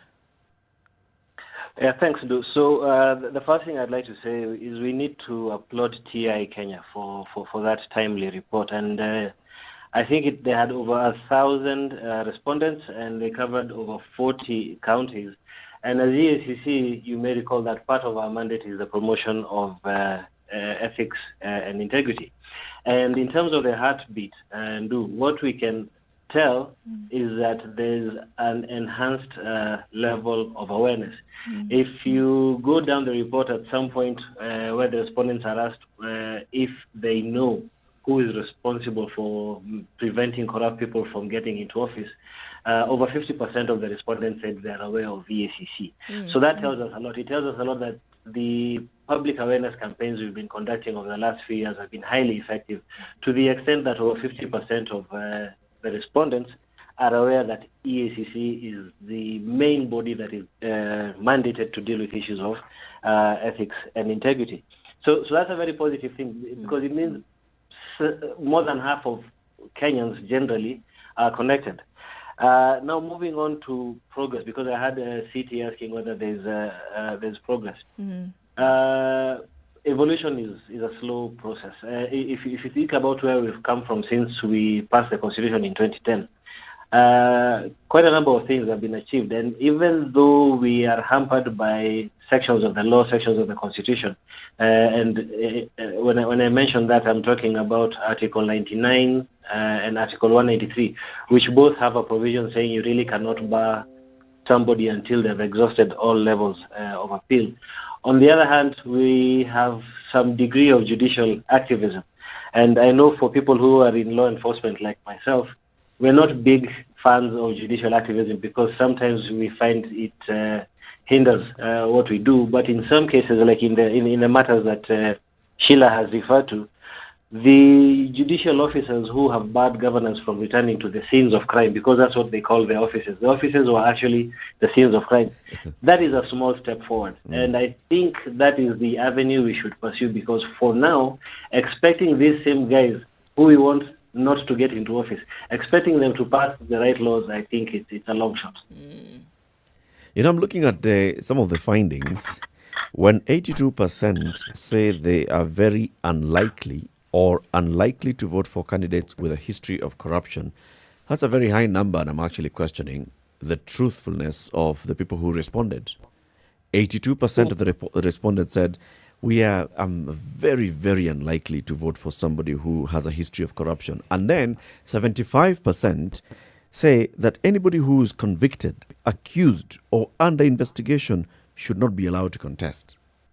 Now, already, that is indicating that the public has a very high threshold on ethics and integrity. And yet, the people who end up getting elected have in one way or another been accused, have been under probe, some have been convicted of issues that have to do with ethics and integrity. So how do we draw this line? I mean, the two don't match for me. Yeah, and lastly, I highlighted that in terms of what we have as a survey responses. And this is really an indication of perhaps, in terms of awareness and knowledge, of what ethical leadership is for Kenyans. Yeah. But then, as I said, in terms of practice and on the ground, things could be different. But how then do we turn that knowledge, and that belief, and that need, and that Kenyans are desirous for ethical, virtuous leadership into practice? And I think even for us who have worked in this thing in regards to anti-corruption, it's one of the things we've now had to now shift and really put a lot of focus on behavior change. How do we move from knowledge, from knowledge to attitude to practice? That's the challenge that we have. And I think if we're able to crack that, what Kenyans know and what Kenyans believe to what they actually do in practice, that will be critical. For me, that's one of the things when we look at the whole fight against corruption that we actually now need to focus on, particularly in regards to leadership. Is it possible that we have a difference of opinion in terms of how we interpret or define the word corruption? Because I can imagine the question is, how likely are you to vote for somebody who has a history of corruption? Very unlikely, very unlikely. Maybe the person's perception of corruption is very different from your perception as the one who's asking the question. Yeah. Well, that is, maybe I can jump in here, because the beauty of research is that it sometimes comes up with unexpected results. And you may have latched onto something there about people talking about 85% would not vote back or vote in someone who has integrity issues. Yet, in practice, that's different. And the one way I can look at that, in fact, there's also another interesting one, Latif, and this is one about tribe. The issue of tribe features very low in this survey. Yet, you would imagine that is not the situation on the ground. Situation kwa ground mambo ni tofauti. So this is what happens when you do research and it throws up things which are unexpected. But it's also like asking somebody if they're a liar or if they're a thief. And most people will say, no, I would never tell a lie. You get what I mean? Yeah. And what I can glean from that, even though it's contradictory, is that perhaps what people are talking about is aspirational. They would want to be in an environment where a person or a candidate with integrity issues does not ascend to office. So in that sense, there is some hope, because if you put somebody on the spot and ask them, are you a racist? They're going to say, of course not, I'm not a racist, I'm not a tribalist. So, but you can tell that aspirationally, they would like not to be tribal, they would like not to be racist. So that's how I perceive the responses to this survey. But consider also, what you're saying is very clean, delightful, and sanitized. But also, when people are asked questions, they sometimes present a view that they believe you may want to hear. Exactly. And that's pity. That's one of the things that we actually said, that they're not truthful to admit that they can, vote, look the other side and vote for unethical leaders. But for me, that is still something that we need to capitalize on, because it means that they actually know that what right leadership, what ethical leadership means. But then how do we ensure that we start capitalizing on that knowledge, in terms of public education, voter education? And that's why even when you look at the recommendations of this report, a lot of it is touching on public sensitization and even the need to come together as different agencies, together with civil society and the media, to now really educate and ensure that we actually know what is in the mind, what Kenyans perceive as right is actually now translated into action. Indeed. Let's take a break at this point. It's 9:30. We are having a conversation with Sheila Masinde. She's the Executive Director of Transparency International Kenya, and Philip Kagushia, Head of Communications at the Ethics and Anti-Corruption Commission. TI Kenya yesterday released a survey report. It was on the citizens' perception of ethical leadership in the country, and it's quite interesting, as you can hear from these findings. What does it mean? What does it mean about our perception of ethics and ethical leadership? What does it mean about Chapter 6 that we have given unto ourselves in the Constitution and we keep wanting it to be implemented? Are we ready to implement this particular chapter? Time for us to take a break on the Situation Room. We'll be back shortly after we take a look at the weather and see how the roads are looking like at this time. This is the Situation Room, the only way to start your day. Spice up your life.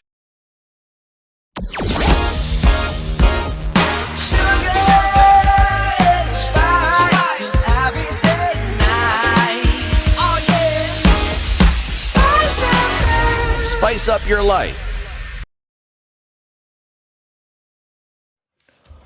We'll see highs of 25 in Nairobi today, mostly cloudy day at 17, coming down to lows of 10. Mostly cloudy conditions at 16 in Nyeri, highs of 23 and lows of 10.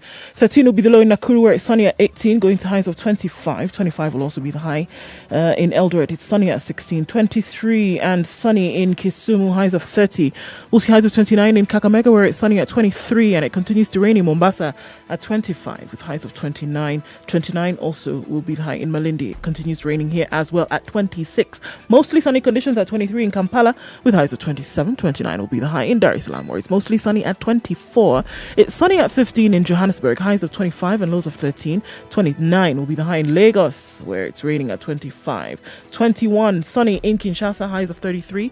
And looking out into Beijing, 28 will be the high today, where it's sunny at 26. Sunny conditions in Paris at 25. Well, that will be the high, coming down to lows of 13. And mostly cloudy conditions at 14 in London, with highs of 21 and lows of 14. Clear conditions now very early morning in New York, highs of 33 and lows of 25 today.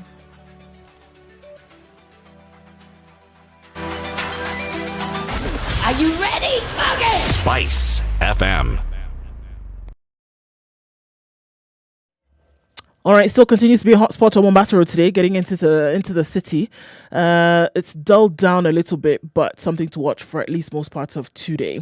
We're looking at Uhuru Highway then from Nyeri Stadium roundabout, out connecting with Langata Road, connecting with Bunyala, and then towards Haile Selassie, out into Westlands. Looking pretty slow right now.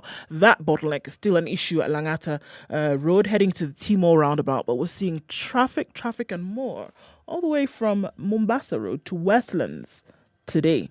Let's watch out for that. Little pockets of traffic within the city as well. Kamkunji roundabout is a thing to watch. North Airport Road looks a lot better now, and then the Northern Bypass also. Watch out for that as those tensions continue to flare. Hopefully they don't last longer. SpiceFM KE through the day on Twitter. Text on 40127.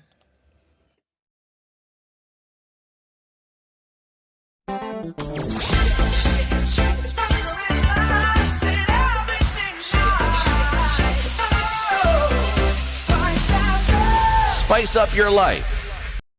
Mature, intelligent talk every morning. Spice up yourself.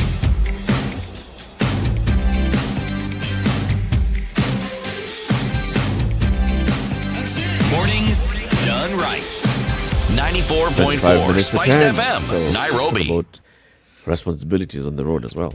Sure, absolutely necessary to not board or overload public service vehicles. You get into or you're at the door of a public service vehicle and you see that it's full, do not accept to board. If all seats are occupied, wait for the next vehicle. It does not hurt if you respected the safety and comfort of other passengers. It really wouldn't. It would help, actually. If you want to enjoy your journey, say no to excess passengers when using a boarder. Always remember, one passenger at a time, and use a helmet. In order to be visible to other road users, wear a reflector jacket. So you're not just protecting yourself, but you're taking other road users into consideration. Usalama Barani Fika Salama is a message brought to you by NTSA and the European Union. Indeed, 24 minutes to 10. We continue the conversation with Sheila Masinde, Executive Director of Transparency International Kenya, and the Head of Communications at the Ethics and Anti-Corruption Commission, Philip Kagushia, on the entire topic of ethical leadership. Chapter 6 is very aspirational, as we say. And then there are laws that come to operationalize Chapter 6, the Ethics, the Leadership and Integrity Act, which in very many cases we've said, when members of parliament took this particular route of coming up with a law, they made sure that, they leave loopholes for themselves here and there, such that the officers at the Ethics and Anti-Corruption Commission, who are supposed to be vetting leaders who are suitable for holding office, then don't have much power. But Philip, 59% of the respondents of this particular survey think that you are compromised by candidates so that they get onto the ballot. So that you've been compromised, and that's how come leaders or candidates with integrity questions end up on the ballot. And that's why now they say, sasa kama hawa ndio nimeletewa, see, I'm just going to vote for who is here. Latif, that's why this is a perception survey. And perception, they are nasty things. They're difficult things to get rid of. I don't know if you recall for how many years people have referred to EACC as a toothless dog. Yep. But, I don't hear that much anymore. And the truth of the matter is anybody who has interacted with EACC knows that it has the tools necessary to discharge its mandate. One of the main advantages of having platforms like these on your station is being able to generally push back on some of these perceptions, letting people know that we are here, we are on the job, and there is no issue of compromise. It will take time, for sure. I was looking into something else about another regional anti-corruption organization, and they use the exact same words, toothless dog. So it means it's something that once it gets into the psyche of human beings, it gets stuck. But back to this issue of the perception about ethical leadership in Kenya. Part of the challenge is this. Ethics are the norms and values that guide our behavior, okay? And integrity is actually acting upon those norms and values. And that is where we have a little gap. And we are trying to put our heads together with Sheila trying to find out a way of getting people from, okay, we all know what is right, we all know what is wrong, but how do we begin acting on that?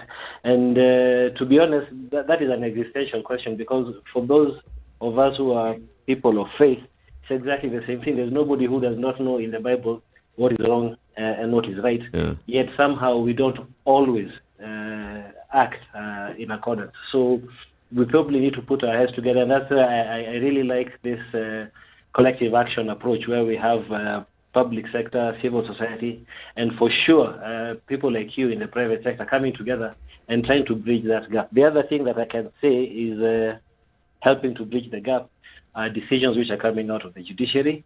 If the law for the moment doesn't support our initiatives, we might institute petitions for interpretation of the Constitution and see whether the courts can help us and say, yes, I know, for instance, the Leadership and Integrity Act did not meet the expectations of Kenyans, it fell short, but in terms of interpreting the Constitution as a living document, we are saying that X, Y, Z should not be allowed to get into office. Sheila, previously you had mentioned that from your findings, you then wanted to see how you can use the results to actually then work on some things in communities and society amongst individuals. Yeah. I'm interested to know how then practically you would do this. Okay. First, maybe can I just request the first input to the question raised by Latif, because I think it's an important one, and putting it into context into our ability to put in place certain accountability mechanisms, not just on the elections, but across the board.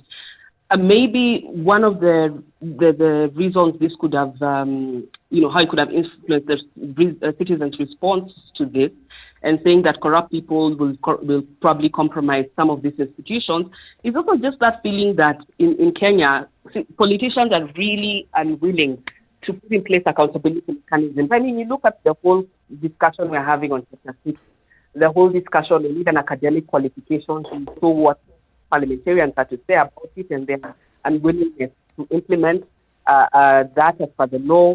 You see their discussions around campaign financing, and then the question of, will we ever be able to implement our constitution fully in regard to accountability if all these, certain regulations really have to end up at the doorstep of Parliament, because they are interested parties in this, and they will do anything to escape accountability.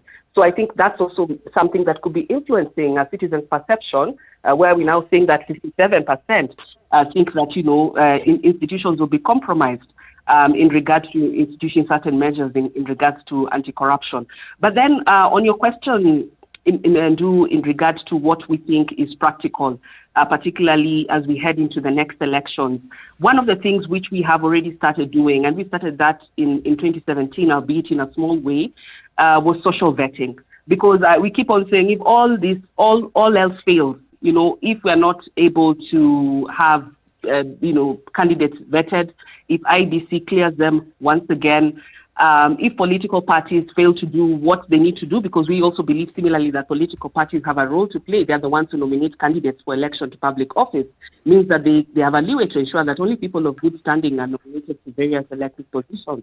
So one of the things that is, for instance, political parties, is to start vetting in the party primary, at the party primary level, and ensure that only people who are clean are actually, aspirants who are clean are cleared, and their names are then submitted to IEBC.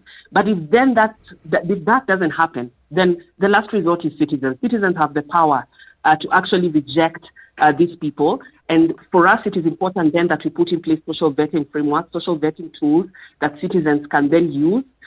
We also need to activate efforts to decampaign and raise awareness among citizens on which people actually have pending ethical issues and should then therefore not be allowed to vie in the 2022 elections. So one of the things we could do is actually just have a list, like we did that in 2017. We had a list of 20 names. EACC had a list of 106 names. It is now, we need to popularize this list and ensure that these people are decampaigned amongst citizens. Yeah, but I think the most probable thing is the social vetting tools, and that's something that we're already doing on the ground, even in the past elections that we've had in this year. That's something that we have tried. For instance, the Machakos senatorial by-election, we actually tried to conduct social vetting at that level, and we believe that this is something that we can continue to do. Of course, it is quite expensive, it's quite tasking, but one of the things that we also intend is to do is, because we will not be in all the wards, we can't be in all the wards, we can't be in all the constituencies or all the counties in regard to the gubernatorial or the Senate elections, but we can just provide these tools and just start, raising awareness and having, maybe even TOTs and having critical or sessions with opinion leaders and so on, and just hope that these efforts are then able to escalate, and we have this kind of actions, copycat actions, across the country in regard to social vetting and decampaigning of people unsuitable to hold public office. Sheila and Philip, I want to ask you this question. I want your opinion on this, because I'm a bit conflicted about what I'm about to say. I'm looking at the aspirations we have and the aspirational thinking and the activities that we're referring to, but I'm asking myself this question. We know what our political leaders are like, but the citizenry, do you really think if we had this imaginary situation where Chapter 6 was fully implemented, do you think we as a citizenry are ready to accommodate Chapter 6 in our lives? City, maybe I can jump in just before Sheila on the issue of whether we're ready. This is change. So if things are changing and we're not ready, it's those things that will change us. And it goes back to that old debate of, did we actually understand the document that we were promulgating 11 years ago? And there's a strong likelihood that we didn't fully understand it. We are not fully ready for it. So we are gradually growing into it, and I have faith that we'll get there. But about the citizenry, and this ties in with what Sheila said about political parties and asking them to be a bit more accountable.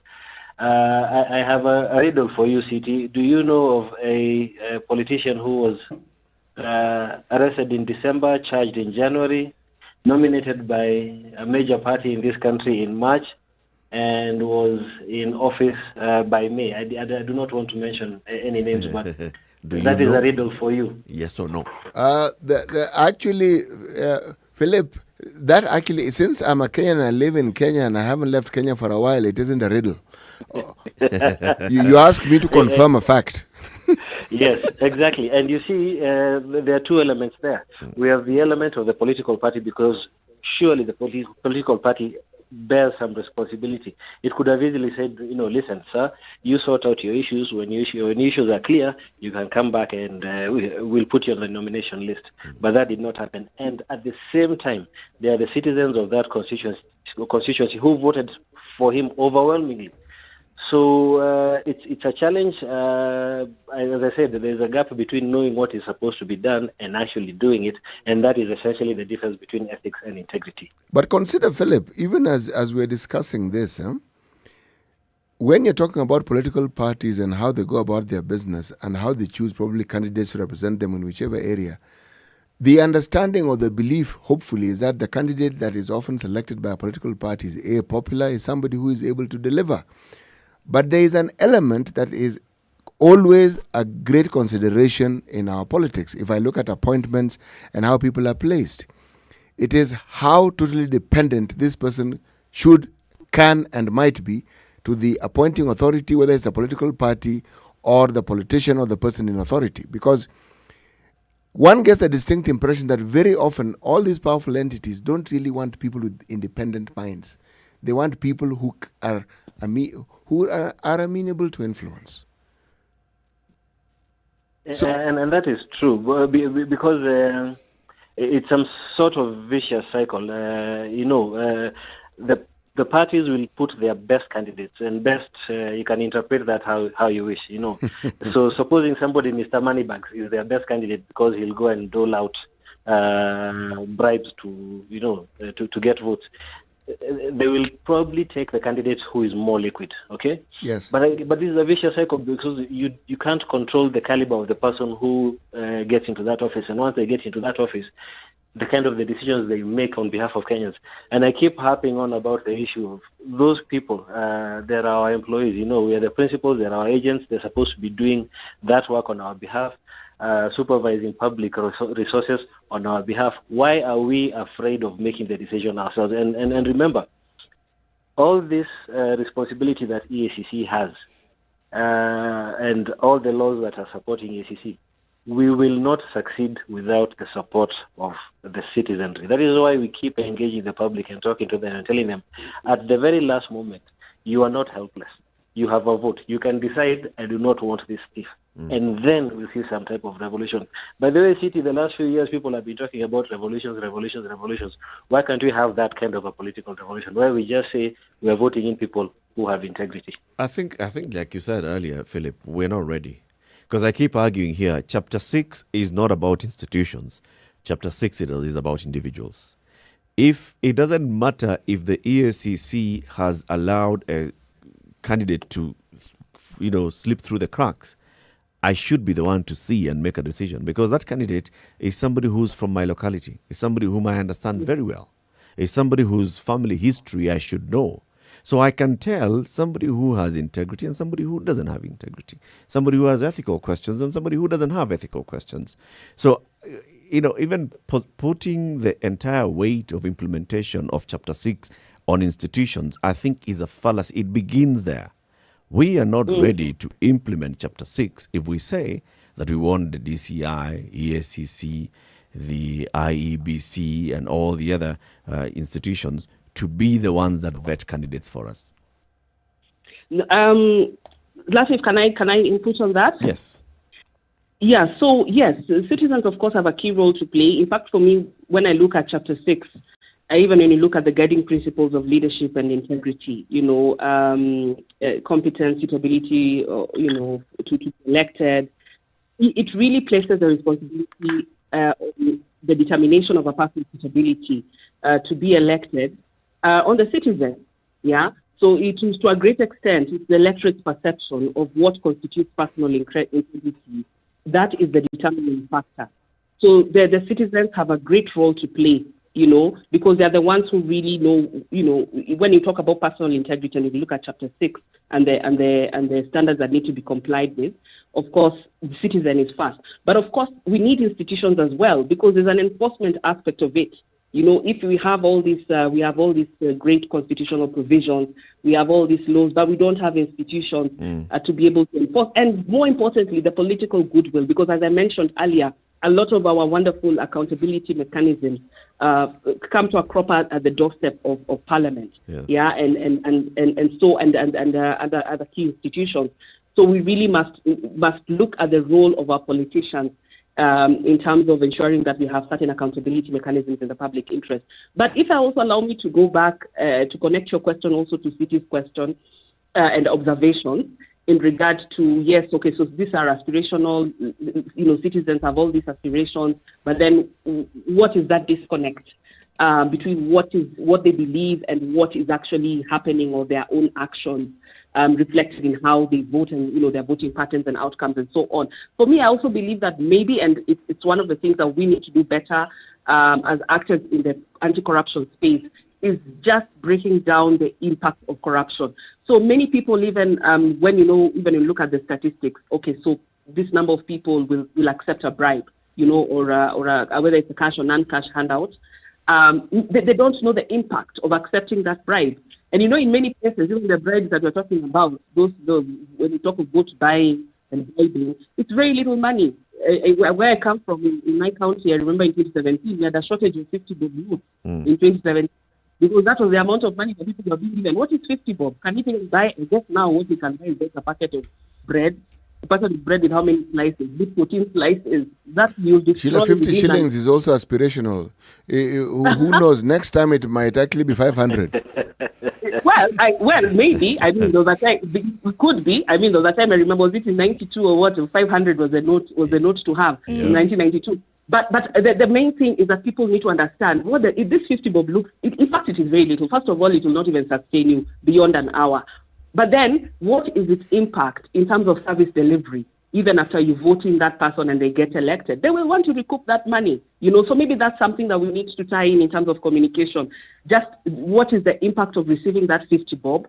And how does it affect your access to key services? Whether Sheila, it is are you health- suggesting that the electorate doesn't know, or the recipients of the 50 shillings don't know that they're receiving 50 shillings? Sure, And, and that they don't know these 50 shillings can't really buy you very much?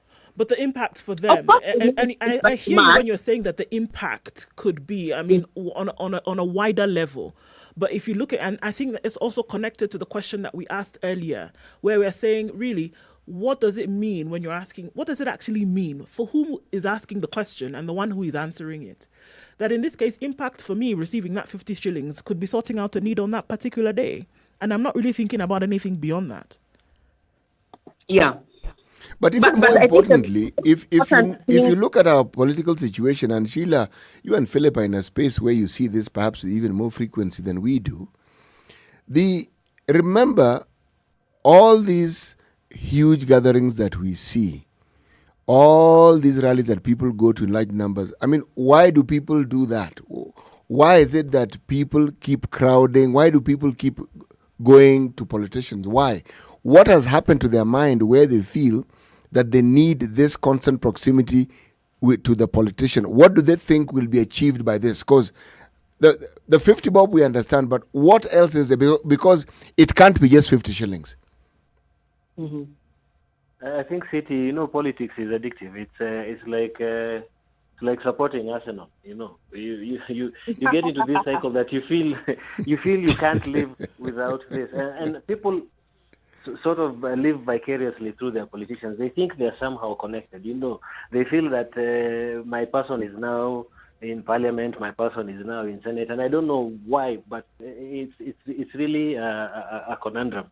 But it also probably ties into this thing of the voter bribery.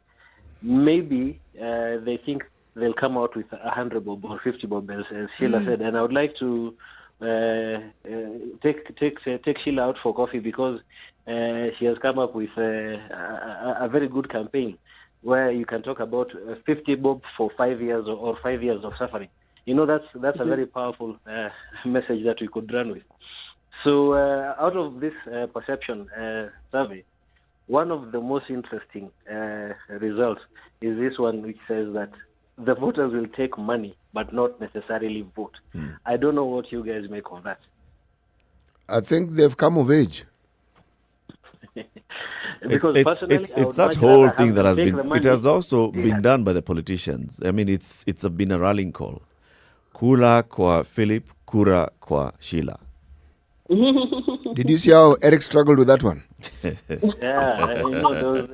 There's too many L's and R's. Bwana, surely. Kula kwa Philip, kula kwa Sheila. It's called fidelity of dictum. But even Latif, even with that, kura kwa Philip, kura whatever, even me, I can't say it. But I think one of the things that we've also emphasized to Kenyans, even if you don't intend to vote for someone, just don't take their money. They could still find other ways of recouping. You're actually just validating a wrong, even if you would intend to do the right thing and not vote for the person based on the fact that you have actually bought your vote. But you're now going to go back and vote in principle based on the person you feel is fit to hold office, but you've still accepted money from someone else. And as I said, the discussions that we've had now really just highlight the need to get on the ground and conduct serious, massive voter sensitization. As you can see from the findings of this survey, we have our work cut out between now and the elections in less than a year, just so that we ensure that the next crop of leadership in this country is well sanitized and will help us to flatten the curve of corruption moving on beyond 2022. So we have, the task is high, but I guess we are all equal to the task. Very good. And I think this one is not just for 2022. You should look at it into 2042. But even as you continue, Sheila, consider also when you're messaging, getting the voter and the public to understand the damage, the long-term damage that they do to themselves and their futures when they encourage this culture of always receiving. It's not pittance, but the idea of accepting a bribe as normal. Yeah. Sheila, I don't know if you saw a story that came out of Ghana where the Ghanaian youth turned away a politician who was giving them bags of rice. Yeah. Yes. So it means it is possible. We just need to figure out how to crack this thing, but it's possible. Very well. We're here. And We're here for it. We have a platform that's ready for you to use because we love these kind of conversations. Sheila, thank you very much for joining us. Sheila Masinde is the Executive Director of Transparency International Kenya, and Philip Kagushia is the Head of Communications at the Ethics and Anti-Corruption Commission. Have a lovely day, folks. Thank you very much. But listen to today's proverb from CT before we go. The king who shuts his eyes during a famine in the land will soon see his ancestors. It doesn't require much interpretation, this one. No, that is self-explanatory. Asanteni sana, have a lovely day. Speak soon. Oh, you too. And thank you very much for tuning into the Situation Room today. Join us again tomorrow morning, first Friday of the week, 26th day of August 2021. We'll be here bright and early, God willing, 6 a.m. to 10 a.m. You have some good music coming up, and then Sugar and Spice, and that's Yolanda and DJ Absolutes from 11. Some lovely show and good music. Good morning. It's now 10 a.m.